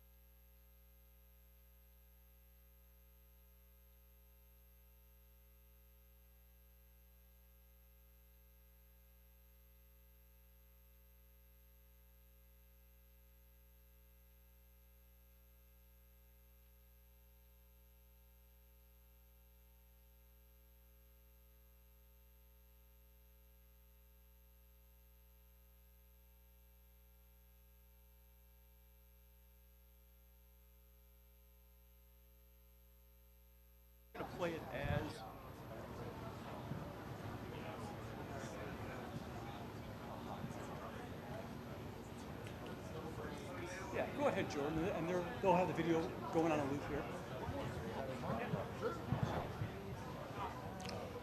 You ready? Hey, what's up, guys? Holy shit, that's loud.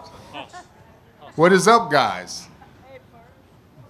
Good to see you. Good to see you. We are here to introduce the main event protein bar. I don't know, you're thinking, a protein bar, that's awesome. Well, it is awesome. So check this out.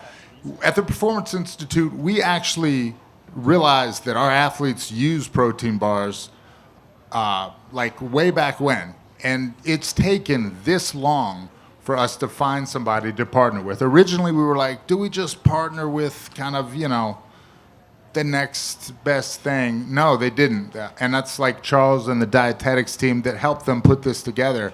They wouldn't settle, and they wouldn't settle. And it was crazy because I was like really pushing for this to happen because I'm low-key a protein bar junkie.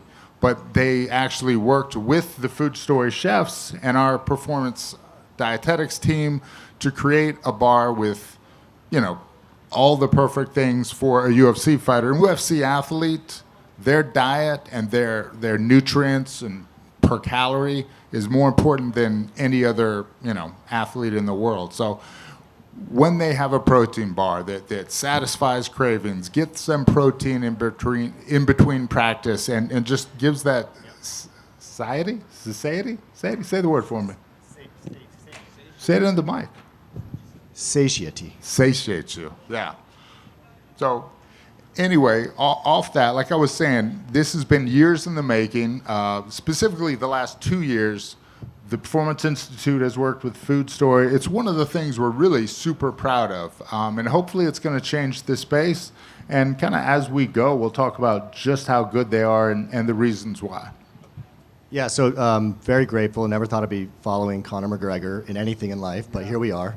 My name is Jordan Jadakian. I'm the EVP of Business Development at Food Story Brands. And as Forrest mentioned, you know, our company is part of a 30-year food organization that really focuses on disruption and innovation. So, if you will, we're kind of the anti-big CPG. We like to go attack white spaces where there hasn't been much improvement, and you know, innovation in the eyes of CPG is sometimes just a new format, but not really focusing on quality. So, we were looking at the protein bar category about 2 years ago and seeing all the legacy brands that you guys probably know really well declining up to double digits year over year. We found that very interesting. Usually when sales decline, it means the consumers are speaking their minds. And there were only a couple bars really trending upwards that focused on you know, indulgence, and as we say, are kind of candy bars and gym shorts cosplaying as protein bars, if you will. So we saw a gap there. At the same time, we were having conversations with the UFC team, understanding how unique their nutrition platform is. The UFC, unlike, you know, almost any other sports organization, has a dedicated performance institute that provides training, nutrition, round the clock for their athletes. And so we understood from our conversations with UFC that they did not have a protein bar that they felt comfortable recommending to their athletes and their fighters. So light bulb went off. Well, why don't we go attack this together? Not as a sponsorship, not as a license, but as a co-owned brand, which is pretty unique in and of itself for our space to partner with the brand of the UFC's prestige and nature. So that's where we started 2 years ago. And after 18 to 24 months of starting at a blank slate, working with the nutritionists at the UFC Performance Institute to understand what do you want for your athletes, what don't you want for your athletes, our belief was that if we developed a protein bar that was good enough for the UFC athlete, it certainly would be good enough for the everyday consumer. Our job as a food company is to wrap culinary around all those nutritional and those performance nutrition wants and needs from the UFC PI. And so, as you guys will hopefully see in the back, we've got protein bars waiting for you guys. We've been told this is the best protein bar from many, many different people, including many different retail partners that we'll be launching with us later 10 this year. minutes, you will tell us it's the best protein bar you've ever had. Hopefully, yes. So we're very proud. We're very grateful. The UFC has been a tremendous partner, working hand in hand with us. And what you'll find is we've developed a bar, removing a lot of what consumers don't want which is those artificial tastes, flavors. Sucralose is in the majority of protein bars as a sweetening system. We pulled that out. Sugar alcohols is the next big concern from consumers. Lots of studies note that sugar alcohols contribute to gut distress and gut bloating. So if you've ever eaten a protein bar, you walk away feeling like, oh, I definitely feel like I shouldn't eat another one. That's usually the sugar alcohols, maltitol, xylitol, erythritol. And if you turn around the wrapper for most protein bars, almost every single one has sugar alcohols in it. So that was a big no-no for us. And then we also injected, not literally, but we included tart cherry powder and L-theanine to make it a functional performance bar in addition to a protein bar. L-theanine's been shown to contribute to calm and focus, which is super important to UFC athletes, also super important to everyday consumers. And tart cherry powder has been shown to contribute to anti-inflammation, which, again, similarly benefits for fighters and the everyday consumer. So as a brand, our belief and our mission is really, to be for everyone's main event, whether you're trying to get your kids to school on time, whether you're on the run, or if you're an elite athlete, working on protein synthesis, working on muscle mass. Our bar is for all of those needs. So we're very excited to have you guys try it. There's 4 flavors launching: caramel chocolate crisp, peanut butter chocolate, cookies and cream, and chocolate crunch. And we will be debuting on the broadcast on Saturday as a billboard. During the main card, you'll see main event protein with a pre-order. And then we'll be launching officially July 28th on direct-to-consumer, followed by a slew of retail partners coming in the fall. And hopefully we'll be here promoting next to Mac Energy at the same time. Dude, you remembered all that. That's pretty impressive. You got those dates and everything. Question right here. Famously, the UFC likes to keep everything in-house, whether that be production or fighter kits or all that kind of stuff. So I guess how much did the UFC have say in things? Not just the science, but like from everyone from top to Dana to, I guess, the fighters who are the ones that are going to have to be eating this. Did they have any input in the production? It's a great question. I've spent more time at the UFC Performance Institute than I ever thought I would in my career. It's been amazing. I have to say, the athletes and the culture within the UFC and the PI in particular is one of the most welcoming environments I've ever been in. For 2 years, we've had conversations with the athletes at the Performance Institute, understanding what do you want in a bar, what don't you want in a bar. And a lot of that feedback was actually very similar to the feedback we get from everyday consumers, was I just grab what's easiest. And there's things I don't like about the bar, but I just do it because it's easy and it's on the run.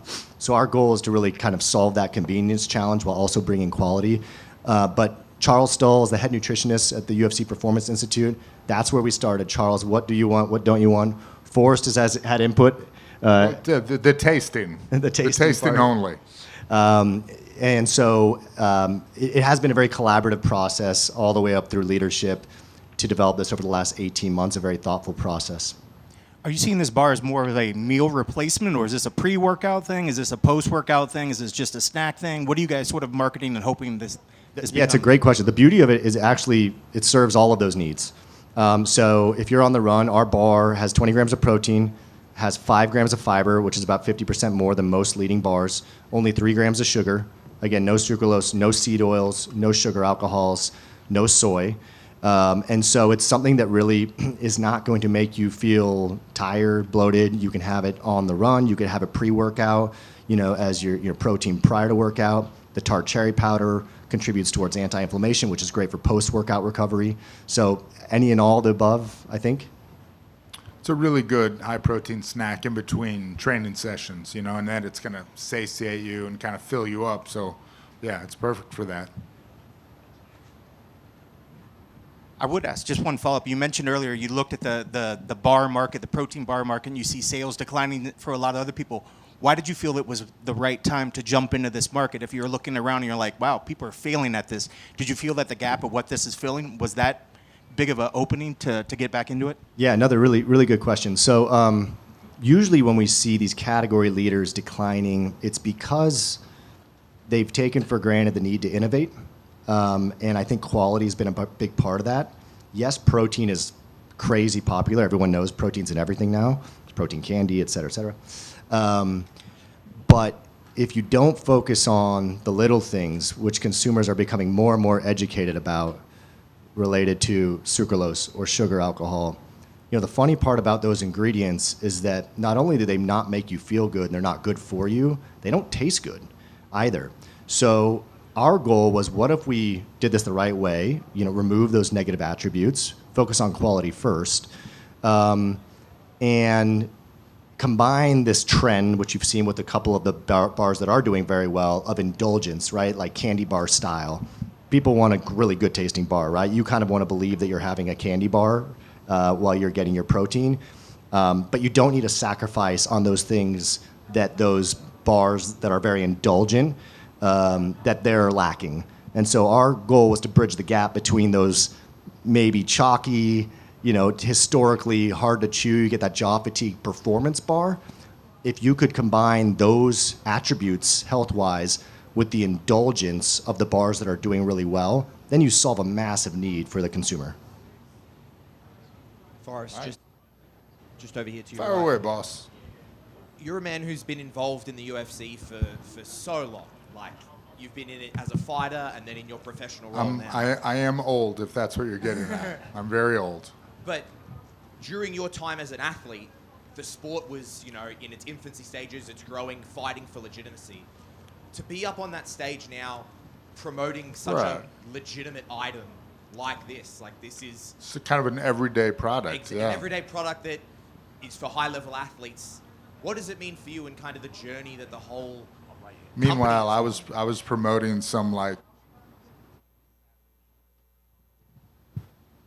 random savage fightwear company, and now we're here with protein bars, something that like a large percentage of Americans consume every day. So the thing I always say about where the UFC is and the partnerships is I expected it. The only thing I'll say I didn't expect, because MMA is obviously the best sport there is, I didn't expect the White House card. That even caught me by surprise.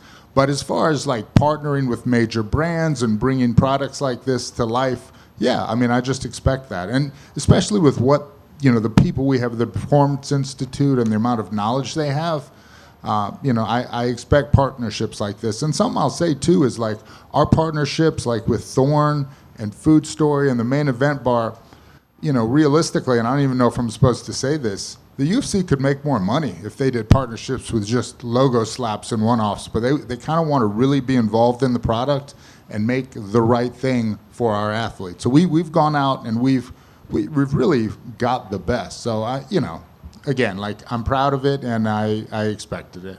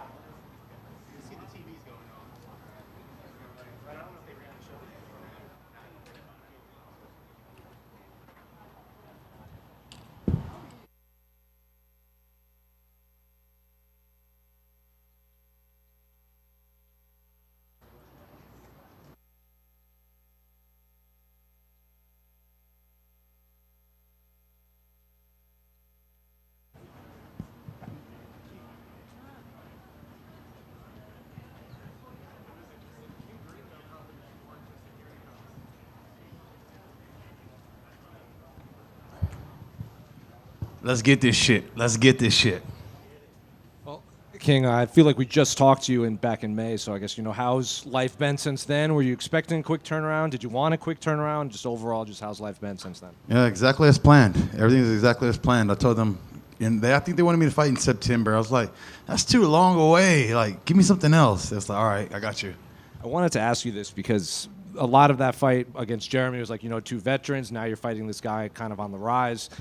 you want to stay active, but it feels like there's this new generation of fighters that fights maybe twice a year.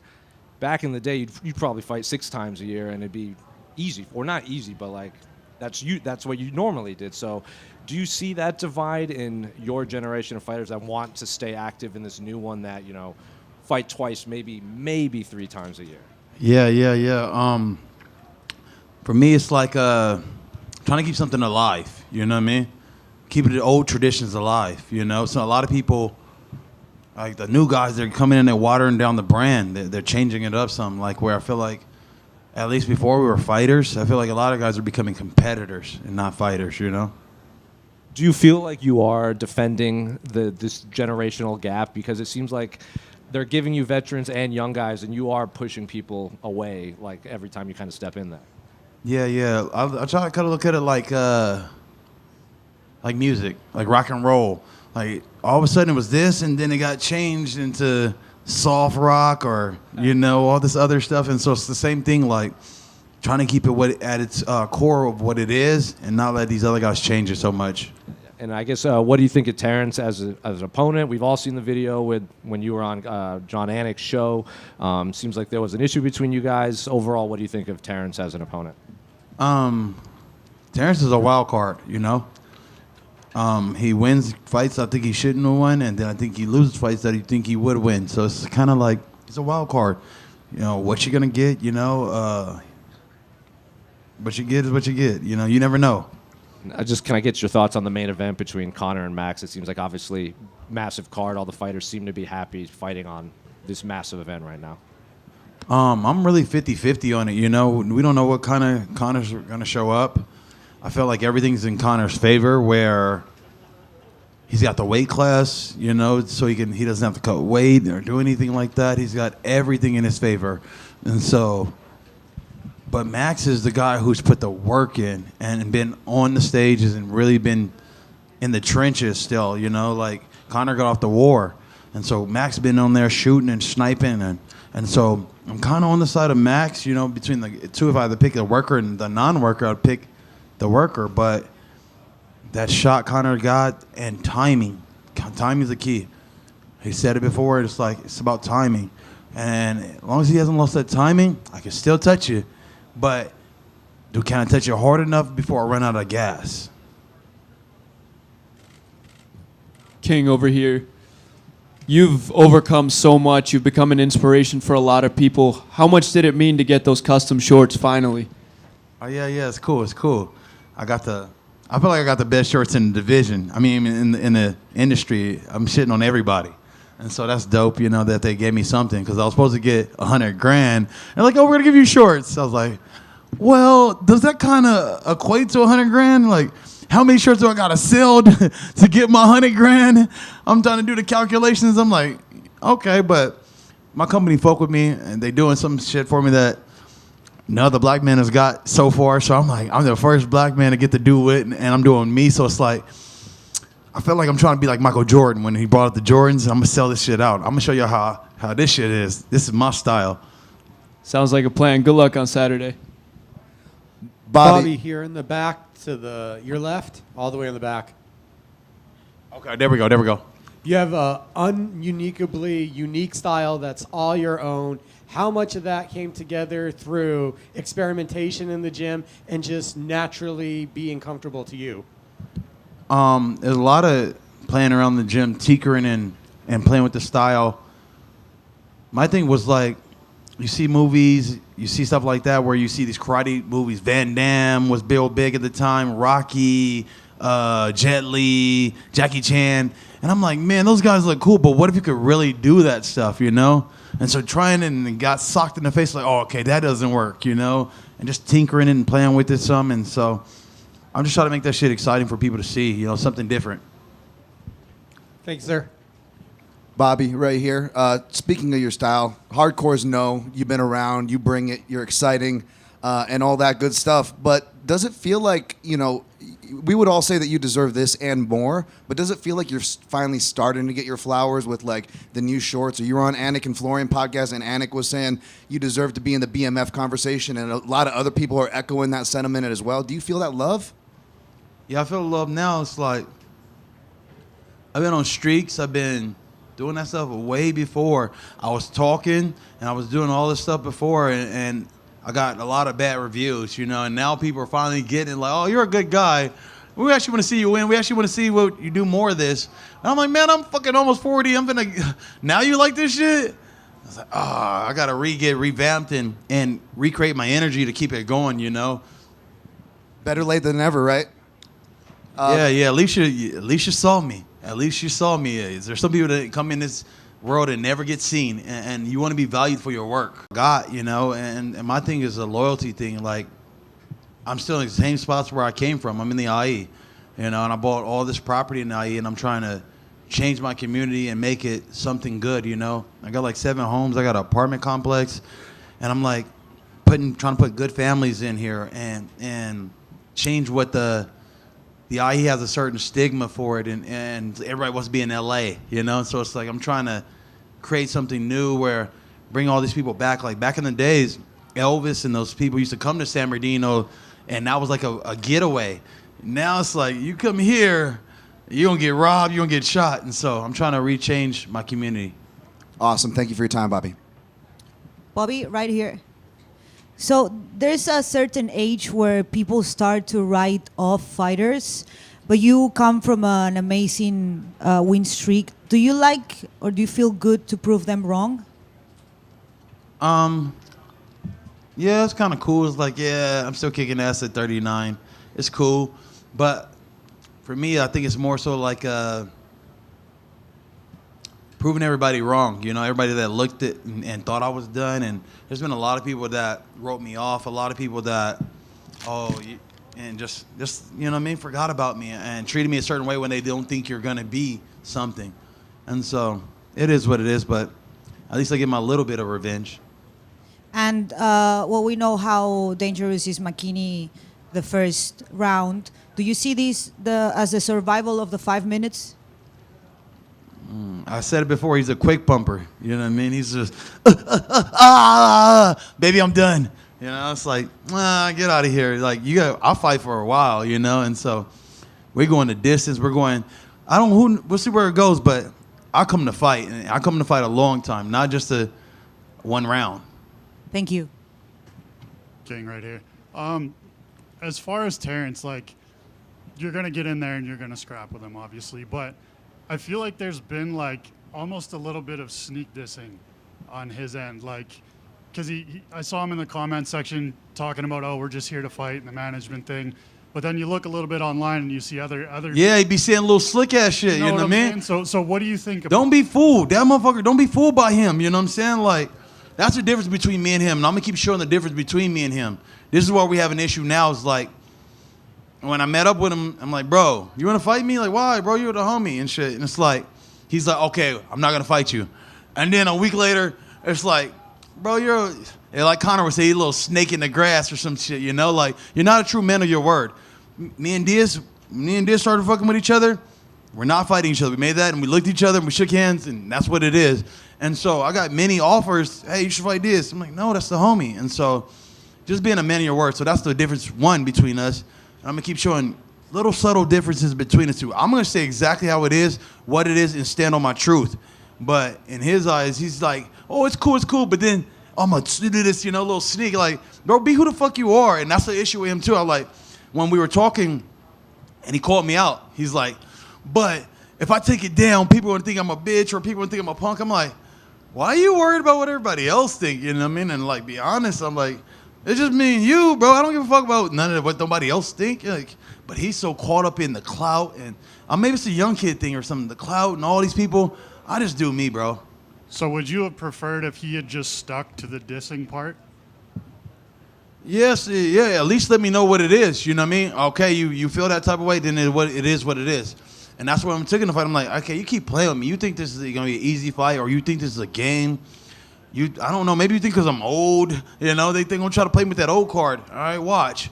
I'm going to do more punching than you do. I'm going to do more work than you do. And I'm going to put more time in. I'm going to beat you at everything. I'm going to beat him from the get-go. I've been beating his ass all week long. With the interviews, with the way we dress, with the way we speak. I'm going to beat you every day. All the way to the fight, and then I'm going to whoop your ass in the cage. And then I heard you speak on it yesterday that eventually you kind of want to make your way to the BMF title. What do you think the path is to get there? And is that almost like a tribute to Nate Diaz if you get that BMF title? Yeah, the pathway. I always tell people this. The UFC are the story writers. They write your story. And they can make you go this way, they can make you go that way. A lot of people don't understand. Like, they go, what? Why this and this and this and this? The UFC did this, and the UFC does that. And so, like, my intentions were to go ahead of me. And now I'm fighting this guy, and it's like, it really don't do nothing for me. But fatten my pockets back up, you know. I'm going to keep getting those checks. And so it is with that. But now, as far as the BMF, it'd be an honor to give my boy Nate his belt. He created the belt. Here, I brought this to you, bro. This is your shit. Cool. Thanks, guys.